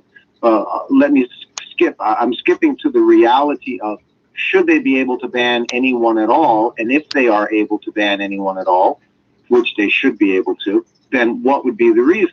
And I'm going to take it back down to the smaller level and simply say, here in China, we have something called WeChat. We have Weixin. And if you run a group in WeChat, you are the administrator, and it's a small group. You might only have 30 people in it. And and you tell everybody, hi, folks, this is a group about, Italian food. Oh, great. And then we're here to talk about Italian food. Please be polite. And if you have something harsh to say about Italian food, say it in the, okay, I think Italian food tastes terrible. Okay, fine.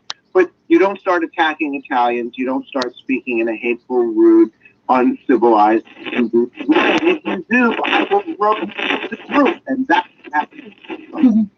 Yes, but Mr. Cavolo, I mean, criticizing Italian food is not against the law, but inciting violence is a different thing, right? Precisely my meaning. He went over the line, and but then, as Wei Hua mentioned, we can argue that he went over the line. Okay, fine. So Twitter finally banned him. But then that immediately brings up the other question, which is, well, then this should have happened a long time ago. Because what has happened here is it's horrifying.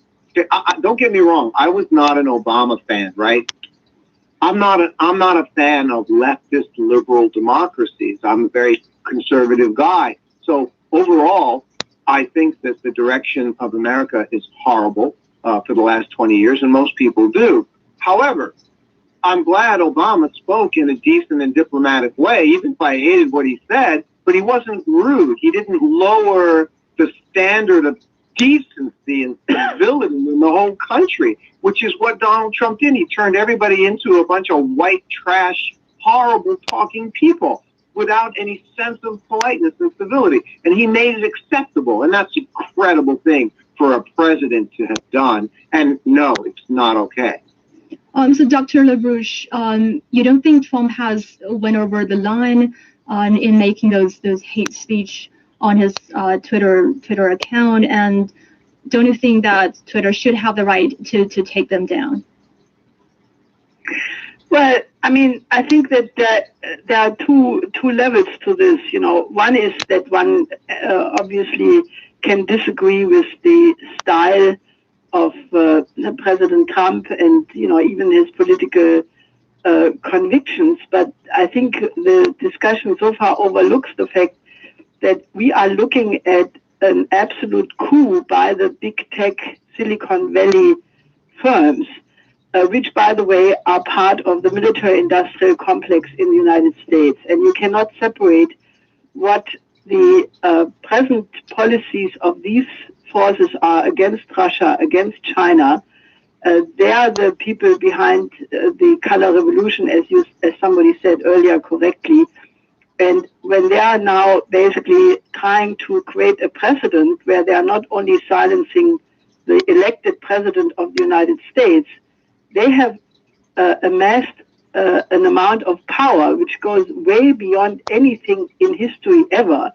And I think people should really understand that no matter what the political policy is of President Trump, if you allow these big tech companies as part of the, you know, what people call generally the deep state or the military-industrial complex, if you allow them to censor people, and they have not done it only against Trump, but they started to do it against a lot of other people, this is creating a dictatorship, which I think, you know, the words of the French finance minister, Le Maire, digital oligarchy, is in my view, an understatement. And I think the Mexican President Obrador, comparing it to the Holy Inquisition, is much more adequate, because I think people have to differentiate between if they like Trump or not and what this phenomena is. It's a very dangerous development, and I think I can only put on the alarm bells for the whole world public about it. Mm-hmm.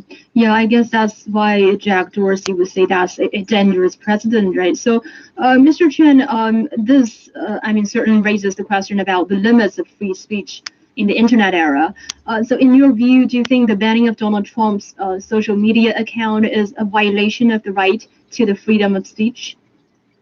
Well, I think there's, you know, something called, you know, I would say, because you say the right and freedom of speech, but is a freedom of hate speech? No. I mean, where I'm only in Brussels, in Europe, for 2 years. I know different countries. I mean, because of the Second World War experience, I mean, different countries from Germany to Denmark to others have different laws regarding, you know, hate speech. So I mean, personally, I think hate speech should be banned, should be restricted. So in that sense, I think, as we mentioned earlier, that Donald Trump's social media account is full of such hate and racist speech. So in that sense, I don't think it's a violation.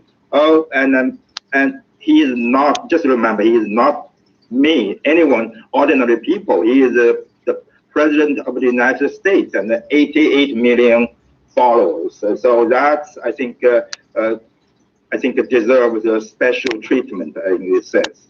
Okay, and then, and actually, narrowly speaking, this is not a violation of the First Amendment, because the First Amendment limits only the government actors and does not apply to decisions made by private companies.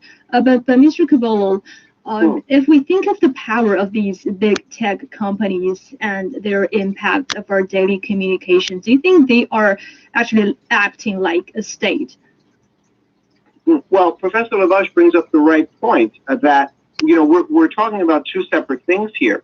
If this is done, if the censorship, if the blocking and banning is censorship, right? If it's done as a coup, if it's done as a coup by the digital oligarchy, which I agree with her, if it's done with that purpose in mind, we are in a lot of trouble, and it is very dangerous, because they're going to extend those tentacles like an octopus out to whatever they feel like, and that has to be stopped.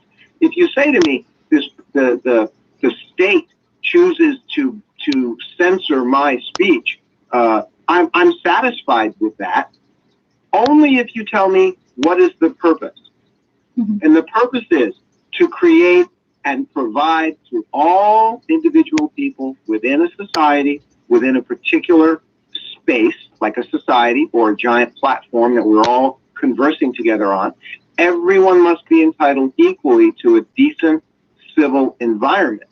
And therefore, we have these rules. You're not allowed, you shouldn't say this, you shouldn't say that. You should be polite like your mother taught you. And if you're, and if not, we're going to boot you off. But that has to apply equally to everyone. If we are, and I'm also concerned we are, as the professor said, if we're talking about where these big tech oligarchies are doing this for other purposes and to favor a certain political side, left or right or whatever it is, absolutely, we're in a lot of trouble, and it's an enormous problem. Right, and Mr. Cavallo, I mean, the purpose is, of course, very important here, but do you think, do you got the feeling that these big tech companies are somehow ideologically biased? The answer up till now appears to be a resounding yes. Does anybody else on the panel disagree? I guess no. With you totally, actually. I mean, I spent a year at Stanford, which is really where the cradle of many Silicon Valley sort of founders or employees.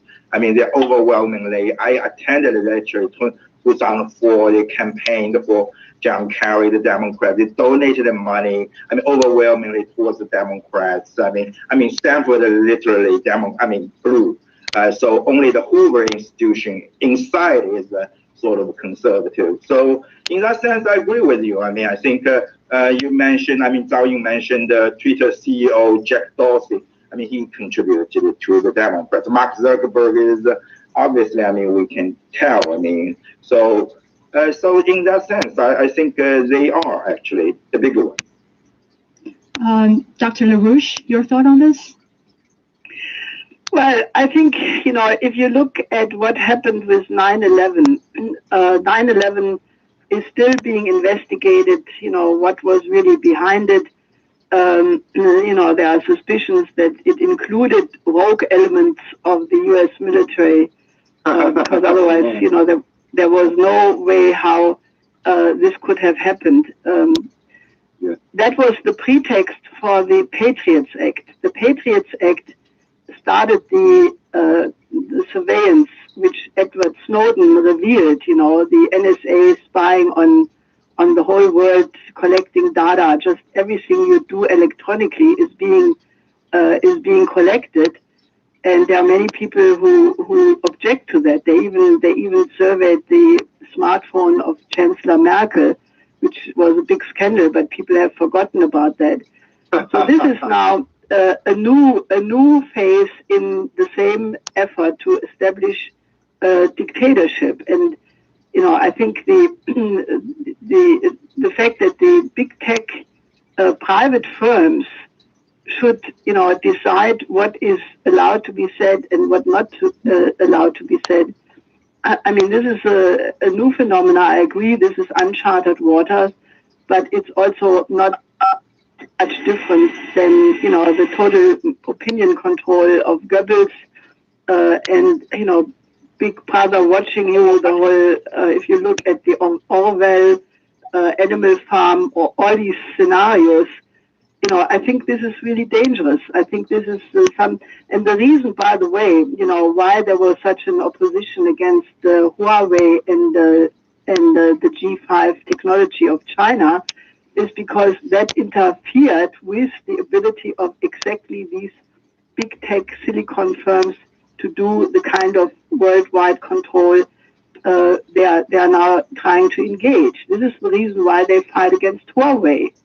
Yeah, thank you, Dr. LaRouche, for mentioning that. That's exactly right. But Huawei was no one's fighting. No, I'm sorry, I'm just jumping in. No one's fighting. They're not fighting against Huawei because Huawei is bad. They're fighting against Huawei because Huawei wouldn't cooperate with allowing them to also, like all the other suppliers, put in the backdoor equipment so that they could spy on everybody. So, of course, Huawei is not going to agree to that as a Chinese company, and that's why they're attacking Huawei. It's a very, very interesting point. Right. And Mr. Cavallo, I guess we all agree that these big tech companies, they are not ideologically neutral. So do you feel that sometimes they have an even bigger power today than the government actors in terms of shaping our discussions and values and having a bigger impact on politics? Like if we think about how Twitter reacted to the riots in Hong Kong back in 2019, how those posts supporting Hong Kong police were taken down by the platform. Well, that's exactly right, and this is this is in line with Dr. LaBouche's comments and the EU is the one that is jumping on them and saying, we're not going to allow you to become bigger than the state, bigger than the government and the union and the society itself. And that's the danger here. Well,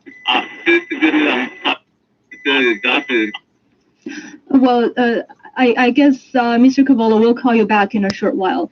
Dr. LaBouche, actually, the silencing of Donald Trump on social media platforms have led to some renewed calls from both political parties to amend or revoke the Section 230. I mean, the law gives the web platforms the power to moderate user content, but also shields them from liability for user content they choose not to. I'd like to know what is your thought about Section 230, and do you think it's time to repeal that law? Well, I think that this whole development, including the use of algorithms to predict what people will do, I mean, this has reached a point where, you know, I think we need to really have a very serious discussion about how to protect the civil rights of people, how to protect the right of business. But I think that, you know, this has gone into a direction which I can only say that we have to have an absolute rethinking of this whole area, and you know, new legislation has to be made to protect the population, to protect the nations, to protect the business. Mr. Chen, do you agree? I think, you know, I have to say that we all agree that the big tech companies are too powerful. I mean, how we talk about you know, they're a monopoly. I agree. I mean, they are monopoly. They're big trouble. So I mean, like, who gave them the power to label my account as a state affiliate media, you know, account, and I'm not labeling even Voice of America journalist or Radio Free Asia or those accounts. Anyway, I mean, it's a big trouble that they are too powerful. I mean, I think we agree on that. I agree on that. I think the Section 230 should be, I mean, amended, or, you know, in a certain way. I mean, it should be regulated. I mean, in my mind, you know, I said earlier, all these hate speech, the content. I mean, who should? I mean, I don't think tech companies should be the one who regulate. I mean, should it be either the government or more industrial society, or you know, civil society fully participation. That should be necessary. I mean, to deal with this really new phenomena. I mean, this never happened even 20 years ago, I think. Mm-hmm. So Mr. Cavallo, would you like to finish on what you just said, and also what do you think might be the potential amendments to Section 230? Yes, as I was saying, it was the EU that has taken the rein in pushing back on all of this with the controls over rejecting these problems. I'm trying to remember the exact story, but it was just a few months earlier where the EU rejected some kind of U.S. Because the U.S. Regulations didn't fit. They had rejected some kind of an agreement that was a real pushback on the U.S. situation. I'm sorry, I forget the details, but it indicated again that yes, the EU is leading the charge against not allowing these big tech companies to become too powerful, and absolutely that's a good thing.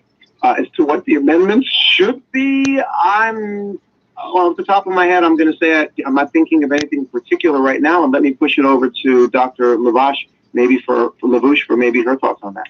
Yeah, Dr. LaBouche, your thought on this? And actually, we know that the EU has just unveiled the new laws to regulate these big tech companies, the Digital Services Act and the Digital Markets Act. What are the two laws mainly about, and do you think the Europe can take the lead in shaping the rules regarding these platforms? Well, I think,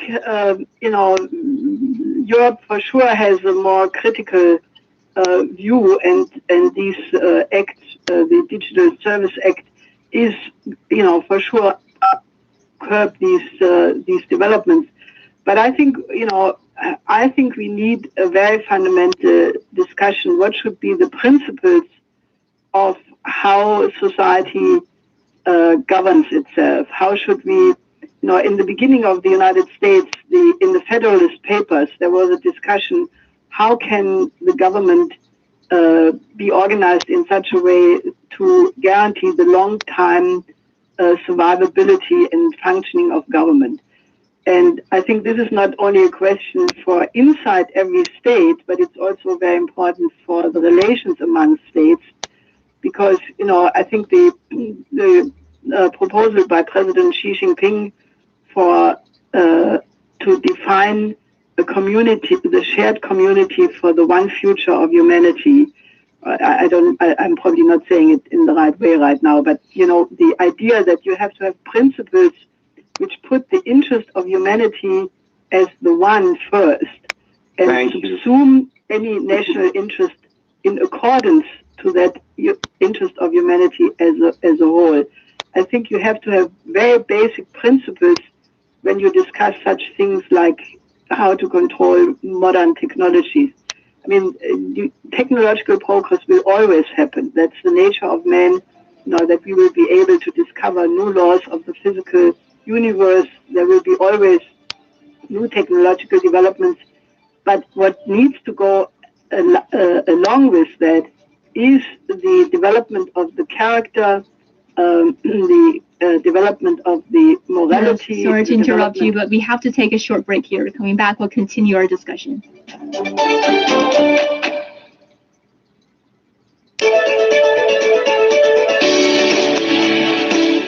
Hello, this is Michael Zhang. Greetings from Los Angeles of the Golden State of California. Thank you today for making me part of your team. I truly enjoyed the debates we had and look forward to many more in the years to come.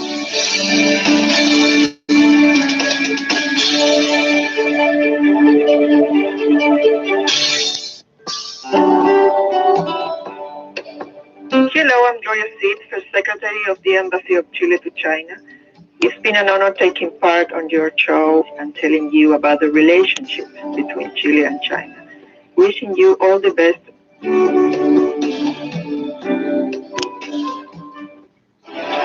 In-depth analysis, valuable insights, expert views, presented by an award-winning team. Today, keeping you well-informed, up-to-date, and ahead of the news.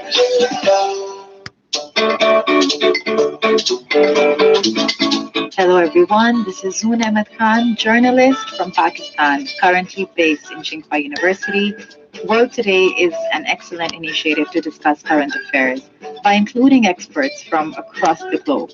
I've always enjoyed our thought-provoking discussions and wish the team even more success and impact in the future.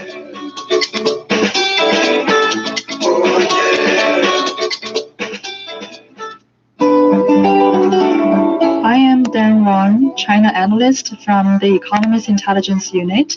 Today is a very fun program. It is a place you hear interesting people discuss global events, social trends, and what is happening in China and in the rest of the world. So friends around the world, hope you can join us.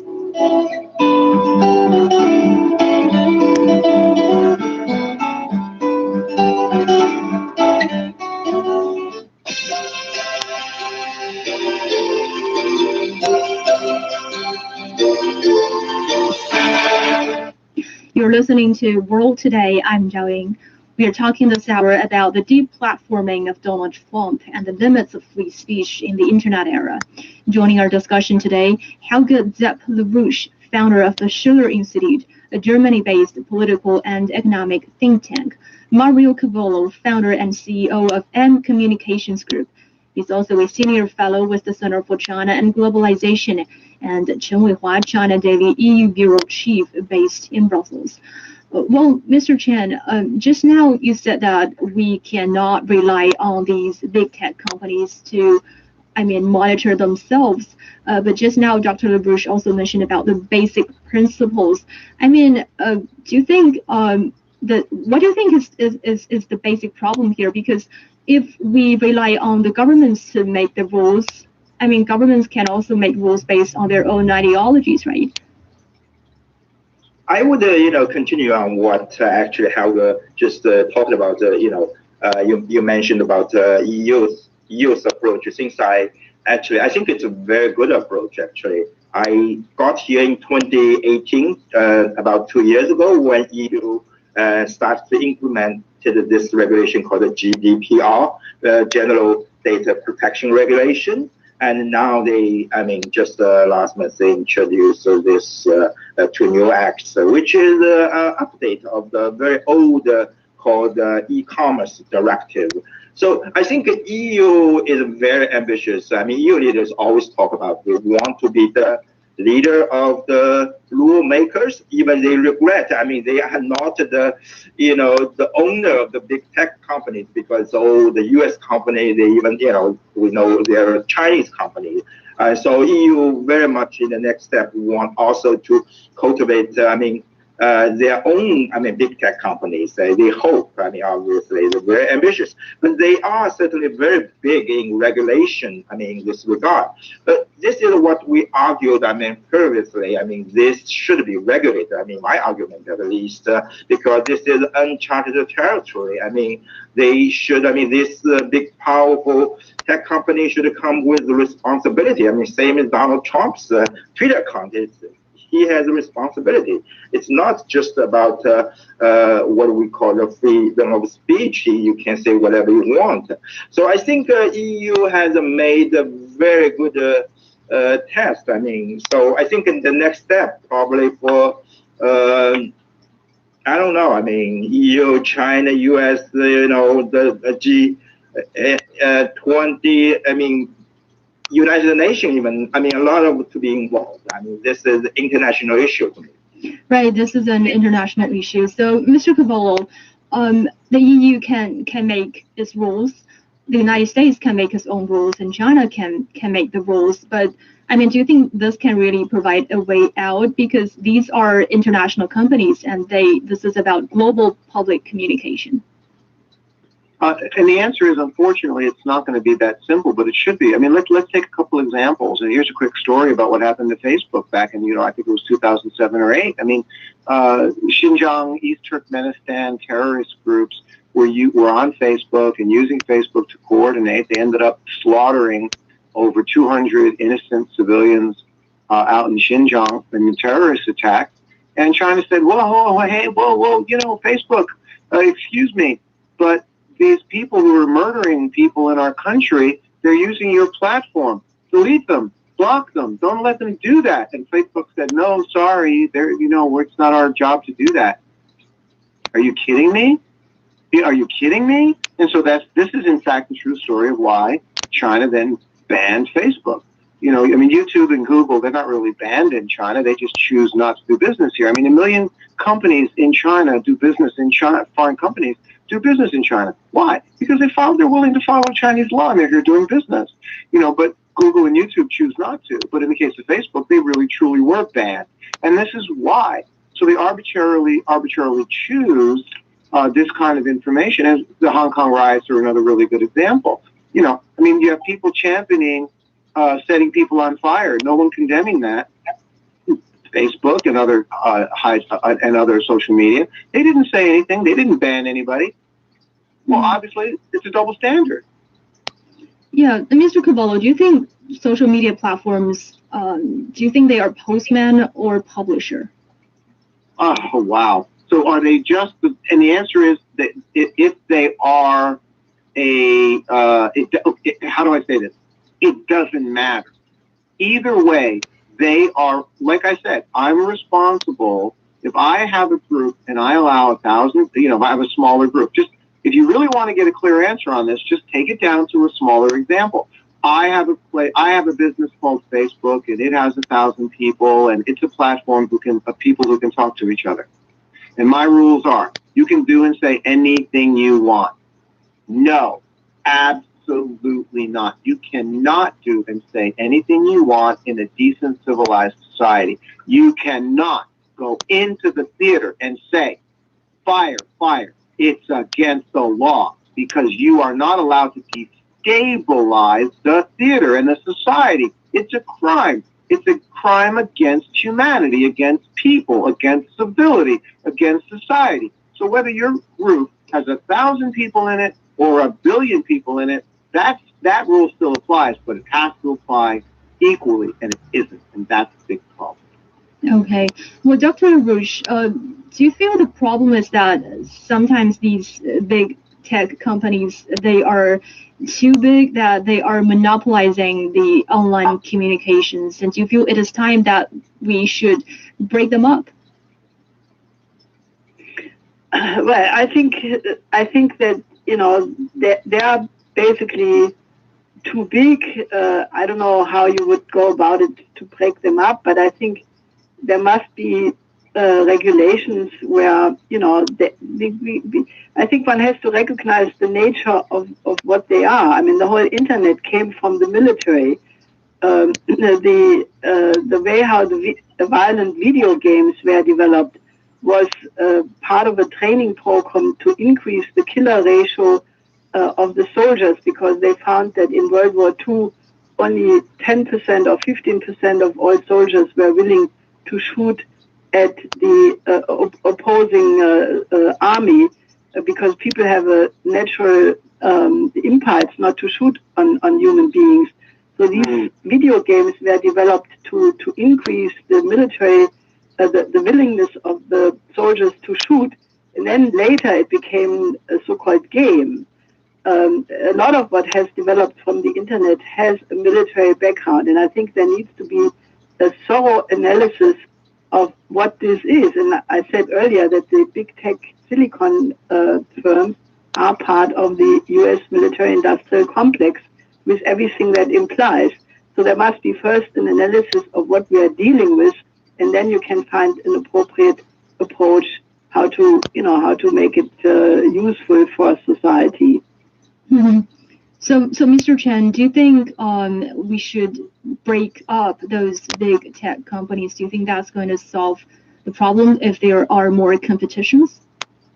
I would favor more sort of, I mentioned earlier, more regulations, better regulation. I think there is no really regulation. I mean, I mentioned the EU and made a move. I mean, about the data privacy. I mean, I feel here, I mean, in Brussels, I lived in Europe, in US, in China, here, and you feel really every website sort of you open, there's an alert. I mean, so there's really very strict, I would say, data protection, privacy issues, a big concern here about fair competition by this big tech company, I mean, towards smaller businesses. I mean, Amazon, I mean, this is really the major issue when EU released this so-called Digital Market Act.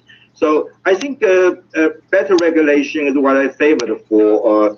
You could, you know, not let those extremists, I mean, terrorist organization, hate speech, racist rhetorics proliferate. I mean, because this is you cannot, as you earlier mentioned, the publisher. I don't think you can treat it as a publisher in the traditional sense, like China, they're a newspaper, because we only have so many people. It's relatively easy to be a gatekeeper. When you have not millions, hundreds of millions people on the platform, you cannot do that literally. You know, as a gatekeeper, as I worked as a copy editor, you know, being responsible for every copy.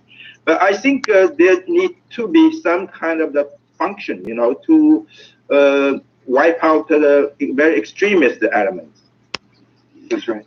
Right. But Mr. Cavallo, do you feel that sometimes the role of social media have been exaggerated? Because, I mean, there are terrorist attacks, there are extremist activities long before there are social media, right? And the U.S. has a long history of right-wing violence. So how big a role do you think social media has really played in amplifying extremism? The answer is the social media amplifies everything. Social media doesn't just amplify right-wing extremism. Social media also amplifies left-wing extremism. And so we see violence on the left. It was all summer long with respect to, like, for example, the Black Lives movement riots and other Antifa riots. Most of those are left side, and there's right side, and then there's riots and violent people there. So no matter what people believe, okay, you believe what you believe. You know, you're more open and progressive. You think abortion's okay. I'm more conservative and Christian. I don't think abortion is okay. Okay, fine. But either way, violence is not okay. And so, yes, the social media, as the example I mentioned earlier, they can't allow this. They cannot allow the fostering of hate and violence. Back to the same example again. You know, we self-censor all the time, don't we? It's kind of the final thought I was thinking about for today. We self-censor every single day. Depending on where we are and what we're doing, we behave differently. We self-censor, and we do it out of a sense of decency and civility to the people around us. And shouldn't it be the same when we're on a platform communicating? It's no different. Well, I mean, Mr. Cavallo, they can organize a protest online. They can organize that offline.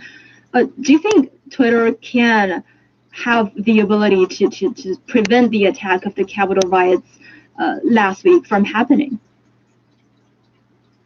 Well, no, I mean, not very. They don't have a full ability to control. No, I mean, so for example, Twitter has a responsibility to notice these things and to make an effort and to have its rules that says, no, you can't use our platform to organize a violent war, right? Okay, but you know, and get off our platform, and then of course those people can still use cell phones and call each other. You know, I mean, people can still communicate, right? So the answer is there's a limit to their ability to influence whether or not these things happen, and they do have a responsibility. So and that's your question, right? You know, are they just a postman or a publisher? Do they have any responsibility at all? And the answer is, my answer is, they absolutely have a responsibility in what's happening. Mm-hmm. Dr. LaRouche, what's your thought on this? I mean, how big a role has social media really played in amplifying extremism?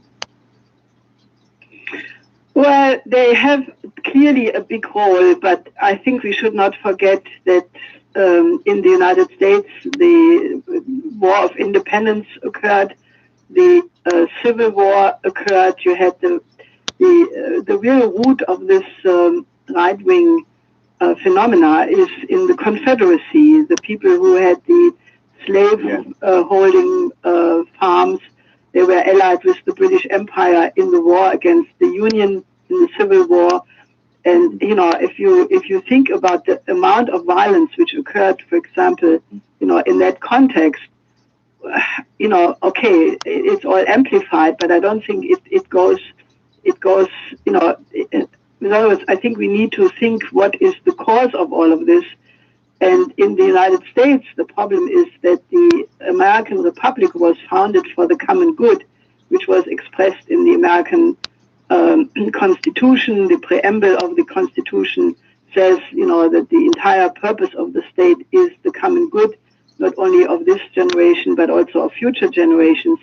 And the problem is that that republic is in danger. What we have seen in the recent period is that the values of the British Empire, against which the American Revolution was made in the first place, have taken over and given rise to the idea that the world should be ruled as an unipolar world based on the special relationship between the United States and Great Britain. And that has violated the common good of the ordinary people. And that is, in my view, the cause why this right-wing and left-wing extremism has risen, because you have a lot of people who feel that the government or the institutions are not taking care of their well-being and interest. So I think the solution has to be to find a way to go back to the original principles of the American Republic. And, you know, as Benjamin Franklin said, you know, I have given you a republic, it's up to you to keep it. And I think that is the deeper fight going on in the United States right now. and naturally the social media amplify one thing or the other. But I think one should not only look at the social media because they're in a certain sense only a technology. You know, you have to address the basic issues at stake. Right, Mr. Chen, your thought on this? Well, I actually, agree to some extent. I would say, because the social media obviously is, responsible in the sense that, if you say watch a certain program on YouTube, the next day you open it, you find it recommended 10 other similar programs for you. So it means that someone opened maybe a terrorist content issue, and the next day you will be flooded with terrorist content programs. In that sense, I think should be avoided, in this sense. But the other way is this is not really, the root cause. I mean, social media is responsible to some extent, but the root cause is always elsewhere. I mean, it's a much bigger root cause, I would say, the social, political dimensions. Right. The root causes is always elsewhere. I agree. And Mr. Cavallo, just now, Mr. Chen also mentioned about the algorithms that can determine what people are likely to see. And there's a growing concern that they have been tilted towards promoting these extremist content instead of promoting the exchange of ideas beyond the echo chamber. Do you think this is determined by the nature, the profit-driven nature of these social media platforms? From my best recollection over the years, there's been several cases where it's been proven, right, where they sold the data in extremely outrageous and unbelievable circumstances where they were just profiteering on data. And this is quite disgraceful, and there's no interest in humanity. There's only an interest in shareholder profits. And we extend that out to how and why the real root problem underlying all of the current problems of the decline of Western civilization is that how the wealthy and powerful hijacked America and how the wealthy and powerful hijacked capitalism. They've literally, taken all the money, and this is clear that the big tech folks are part of it. And you say, well, big tech has a problem, Facebook has this problem or that problem, and it would be really expensive to hire so many people. Excuse me, you have the founder of a company that's worth more money than they ever should have a right to be allowed to be worth, over $100 billion. People must understand that even if you're only worth $750 million, you're already worth an amount of money that is unfathomable. The human being cannot cognitively understand how rich you are if you're worth even less than $1 billion, let alone $100 billion. So to have an individual who's worth $100 billion, and yet at the same time, that individual social media company says things like, oh, it's too expensive to do this or that. It's just a bunch of baloney. It's just a bunch of baloney. So yes, they're selfish. They're interested in shareholders. This is the problem of the wealthy and powerful and Wall Street and corporatists taking over America and capitalism. It's Ayn Rand's mutant capitalism, and it's ruining the world. There's no question about that, along with the neoliberalism. It's like a cancer. So these things are all bad for society, and they need to be reined in somehow. Dr. LaRouche, do you think this is all decided by the shareholder values? Like, do those social media platforms, do they have an incentive to let those extremist content to remain on their platforms as long as it's profitable? Well, I think it's you have the control of the Western world right now. I would say by three groupings. One is Wall Street, the other one is the City of London, and maybe the third one is Silicon Valley. And I would differentiate between those people who are in this just for the profit. I mean, there are many, many people who think speculation is a good thing, and just to make maximum profit is good. And I think that is ruining society. I agree with Mr. Cavallo on that completely. But I think there is a different level. The people behind that are what is the oligarchy.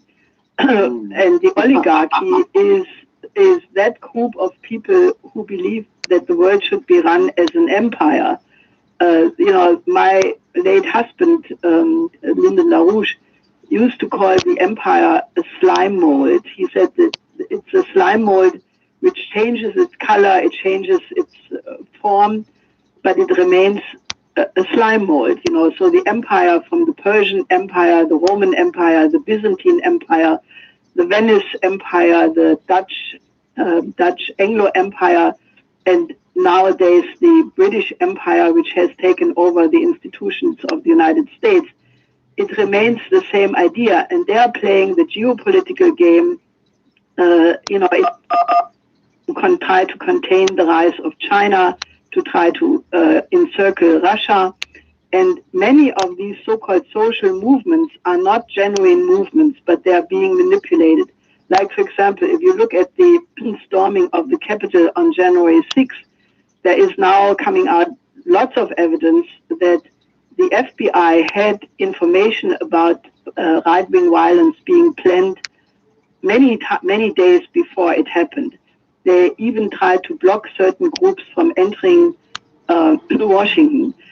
So then the big question is, why was there no security? The United States has a military budget which is 10 times that of the 10 following countries behind. And they should not be able to protect their capital when it is known that the January 6th would be a big day, when there was indications about violence being planned, and then there is no security. So the big question is, was this whole thing a setup? They knew that for Trump this would be an important day, but this was also a way of instrumentalizing what they knew was in place in order to get rid of Trump and the Trump movement. And this is 75 million people who voted for Trump. So, I think that one has to differentiate between the use of such movements and, they have an own existence, but they're being instrumentalized by the intelligence services, and I think that will come out. I'm convinced it will come out about the January 6th, because this is a watershed day. Yeah, and Mr. Chen, Trump has 70 million voters. If we think about the closeness of the voting results, what do you think would happen if the social media platforms, if it failed to keep the trust of nearly half of the America's population? Well, I think it's very dangerous to me. It's already a very divisive country. And, I remember every time, it's not just Trump's 4 years.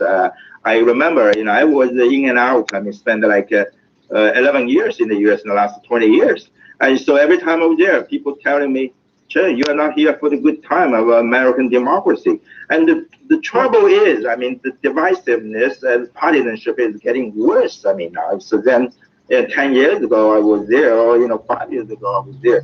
So I think you need actually, if with the social media, the big tech, we all agree, earlier that it's more sort of left-leaning or leaning towards the Democrats, should be regulated. Should be more balanced. Should be better regulation. It's not in favor of one party group or the other. So it should, it should uphold freedom of speech, but in a way that is regulated and there's no extremism allowed. So I would say if this is not dealt with well, you would see, obviously it's not easy for the Trump supporters to start a big tech company, very quickly. But in the long term, you will see that probably, and the apps, it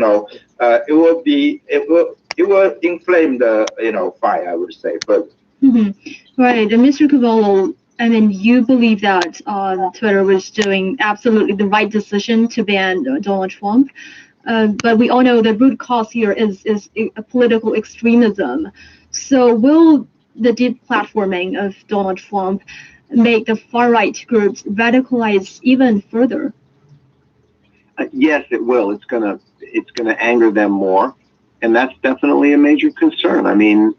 Anything you do to, and this speaks to what Professor LaRouche is saying, that we're seeing now that because again, I'm no I'm no lover of either party. I see what's happening in America. I blame both sides. This began 20 years ago, 20 to 30 years ago, post-Reagan.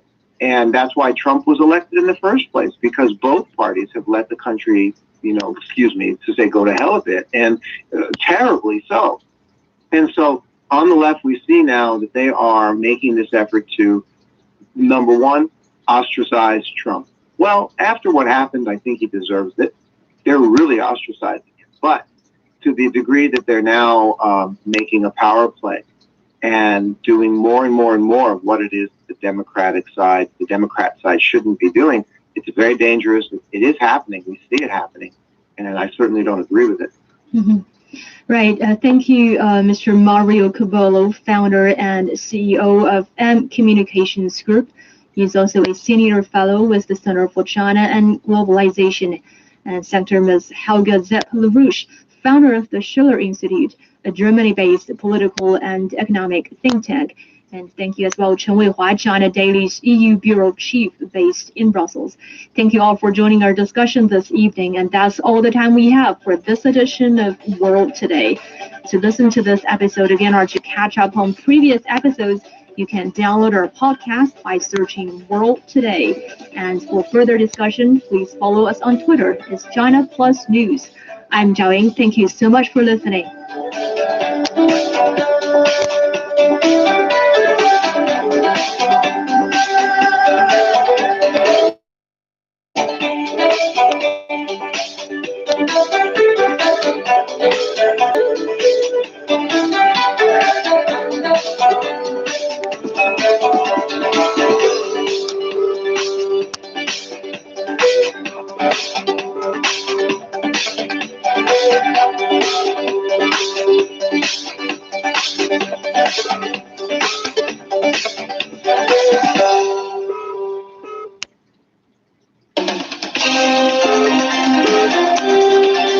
You're listening to China Plus Radio, connecting you with China and the world.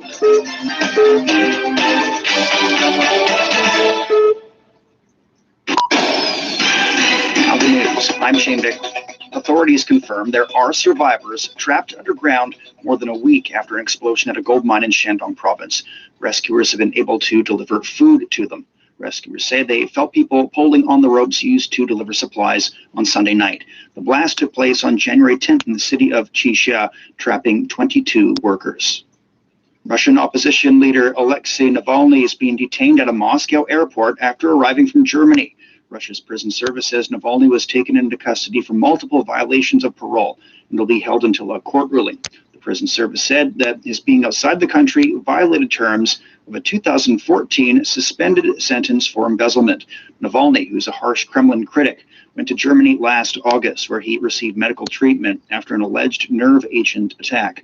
In September, German Chancellor Angela Merkel claimed Navalny was poisoned with the Soviet-style Novichok nerve agent. Russian authorities have repeatedly denied the accusation and demanded solid evidence from Germany. U.S. law enforcement officials have been deployed at state houses across the country in anticipation of potentially violent protests by Trump supporters. The heightened security follows an FBI warning of armed protests by right-wing extremists who believe electoral fraud robbed President Donald Trump of a second term in office. More than a dozen states have activated National Guard troops to help secure Capitol buildings. Security officials eyed Sunday as the first major flashpoint due to earlier plans made by the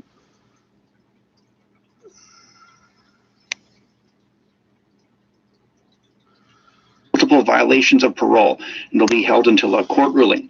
The prison service said that his being outside the country violated terms of a 2014 suspended sentence for embezzlement.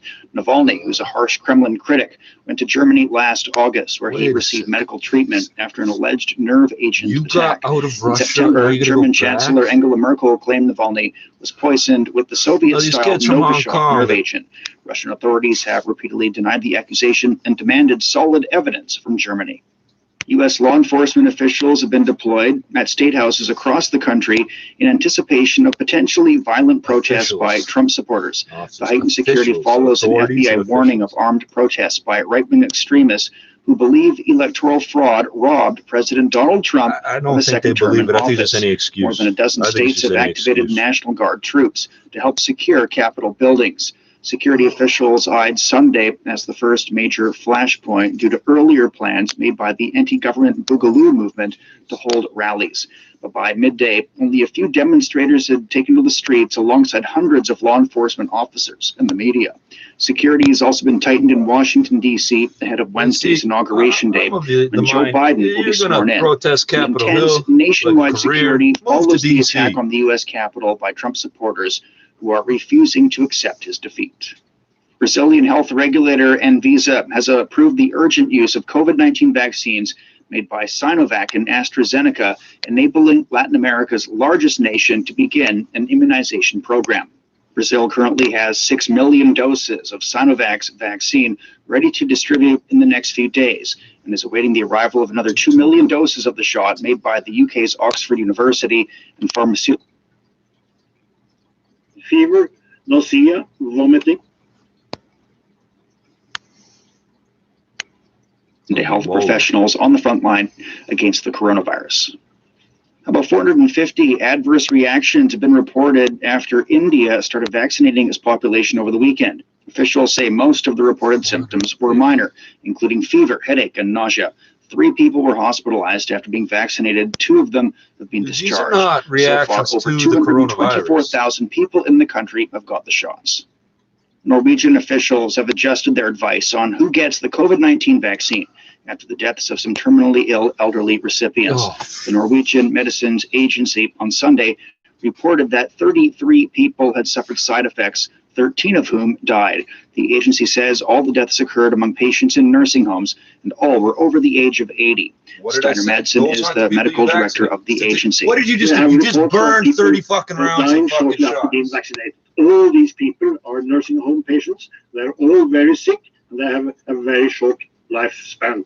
But what we did see is that some of these patients had fever, nausea, vomiting, diarrhea, and that could have tipped them over with a very severe underlying disease. More than 30,000 people and that's have why received you don't vaccinate them. You vaccinate the people that work around them if you're going to abide so by far, vaccinating. Norway has reported more than 58,000 COVID-19 cases and over 500 deaths from the disease.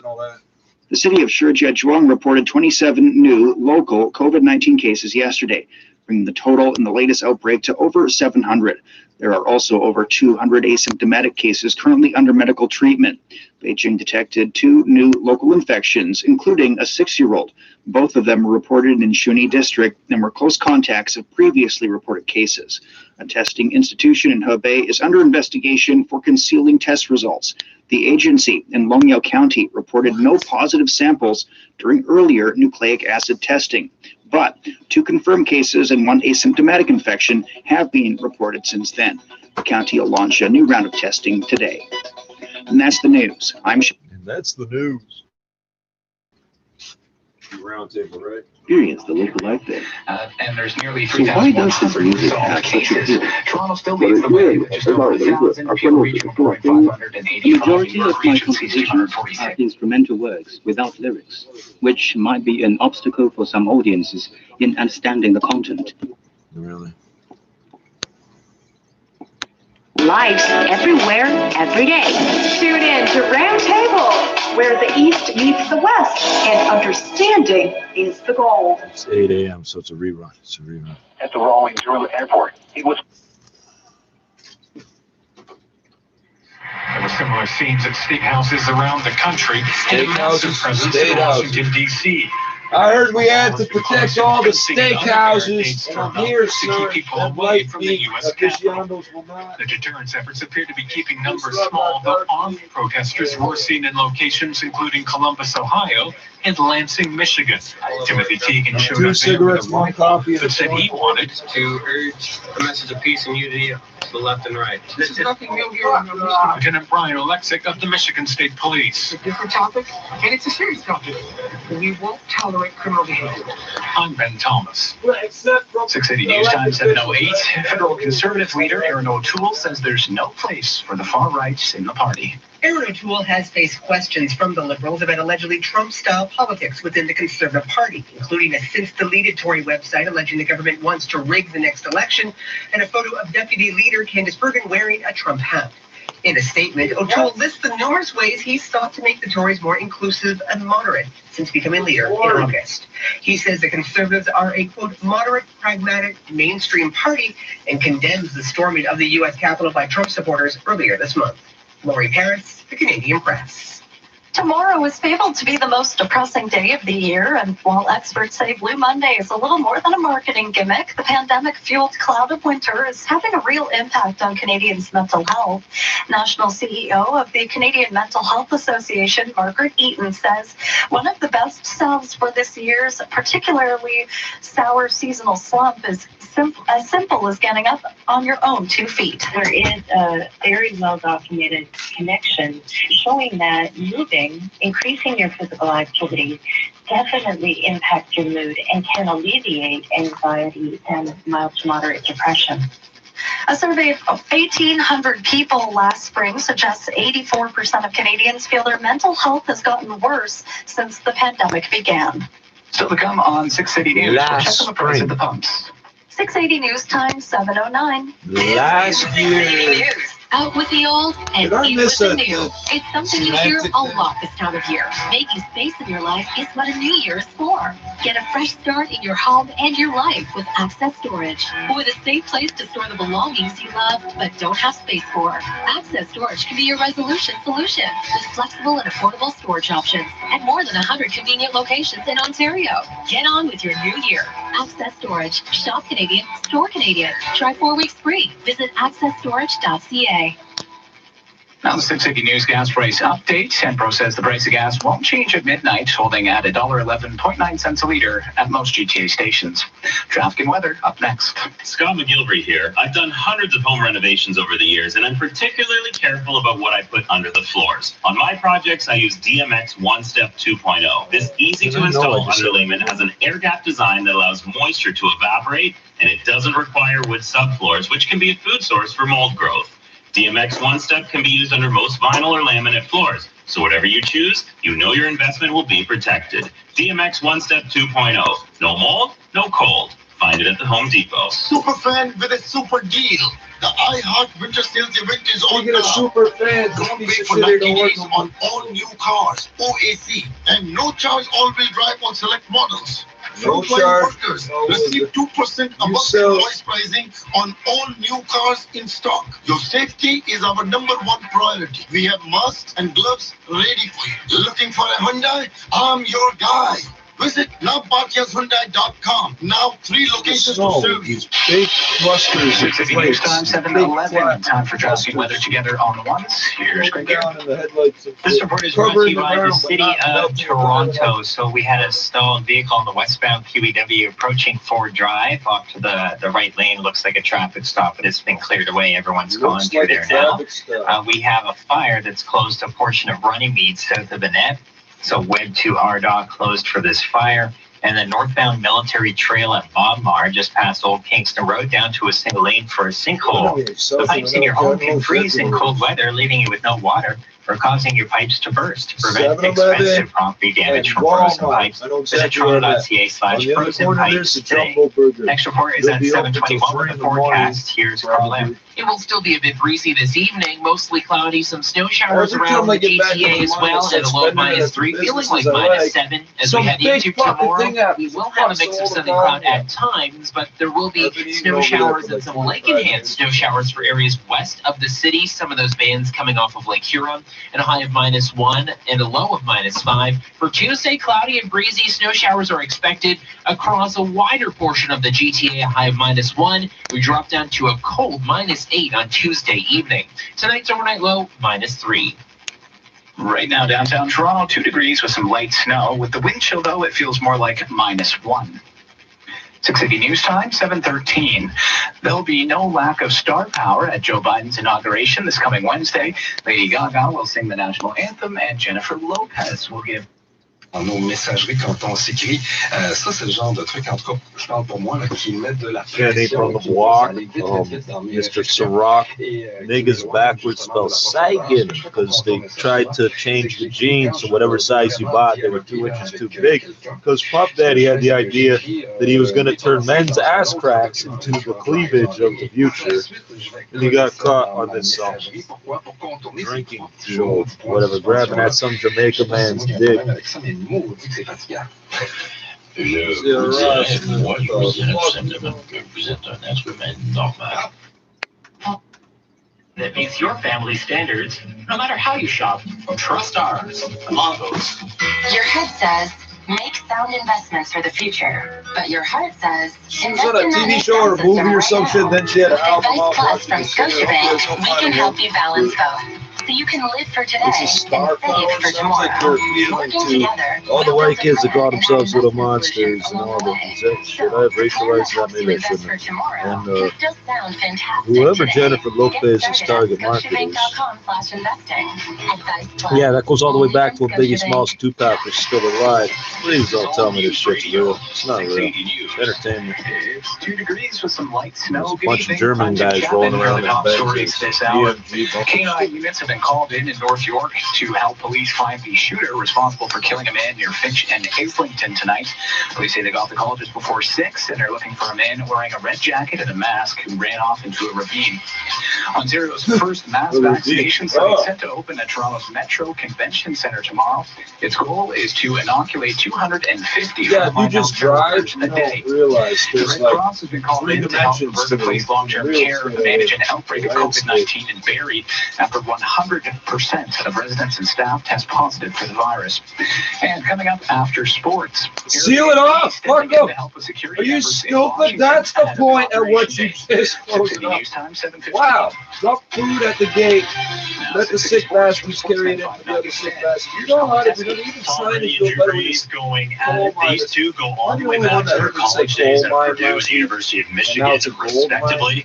Now both pushing the age of 40. They're battling for a right to go to the NFC Championship game to meet the Green Bay Packers at Lambeau Field. And early it's the Saints out to a 6. Je sens parler des allers-retours essentiels qui permettent de préciser la pensée des participants. Et un dialogue suppose, écrit-il, qu'on évite les conclusions ultimes. Et ça, sur les réseaux sociaux, on est beaucoup là-dedans. On cherche à avoir raison, puis pas rien qu'un peu de manière totale. Oui, c'est l'explosion de la solution. On a raison. C'est aussi le dogme. Oui. C'est l'inquisition, c'est le dogme, c'est la condamnation. On est toujours outrés. C'est la communauté des outrés. C'est quand même assez drôle. Mais je citerai justement Garand là-dessus. Il dit « Le dialogue est un art de la différence avec un A » pour parler à la Jacques Derrida. Fin de citation. Et on va se rappeler que la différence avec un A pour Derrida, c'est justement cette idée que les mots et les signes d'un dialogue, disons, sont jamais compris clairement du premier coup en soi et pour soi. Ces mots-là, ils le sont compris qu'une fois mis en relation avec d'autres mots et d'autres. Have been very respectful of the fact that there's only one U.S. administration at a time, and it remains the Trump administration until Wednesday at noon.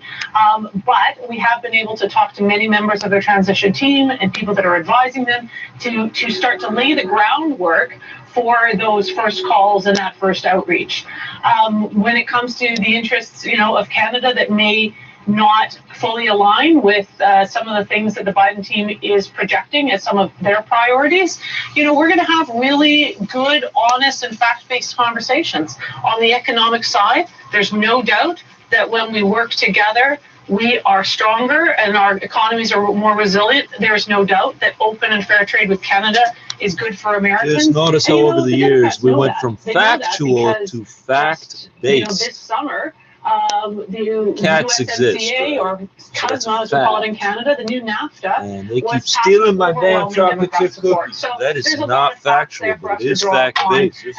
As these plans start to take shape in order to protect Canadian interests. Given both safety considerations and the pandemic, will you be attending the inauguration ceremony in person, and will any Canadian ministers or other officials be traveling to D.C. to join you? So I am going to represent Canada at the inauguration in person, and social distancing protocols are going to be in place. And in fact, all attendees will be COVID tested before we attend. There's long been a government advisory against non-essential travel. The Prime Minister has made it clear there will be no more repatriation flights, but still there are plenty of Canadians in the United States, including that was January last year, coronavirus rates, Arizona, California, just to be clear, Florida. they can't stop you from returning to Canada if you're Canadian. Cannot. You know, the COVID pandemic here in the United States. Oh, there will be no more flights. We'll tell the airport to close, and then what? What are you going to do? Fine every airline that lands after hours like you do during normal time? Follow the advice of experts and scientists in our government, and to limit and cease all non-essential travel. Ultimately, though, you know, Canadians have to make these decisions for themselves, and you know, that I guess is what they're doing. But I certainly would advise Canadians to follow the advice of experts and scientists.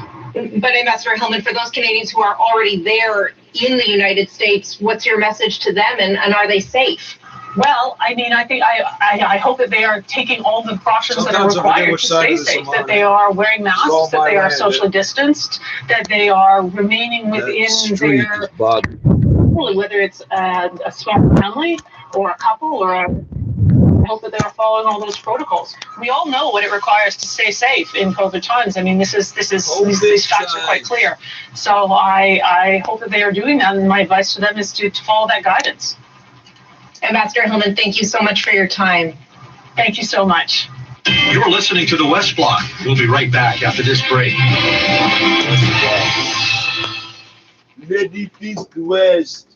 His arrival, but the flight was rerouted by authorities at the last minute to a different airport. Russia's prison service has said it's arresting Navalny for allegedly violating the terms of a suspended sentence from 2014. It said he now will be held until a court rules whether to convert that sentence into real prison time.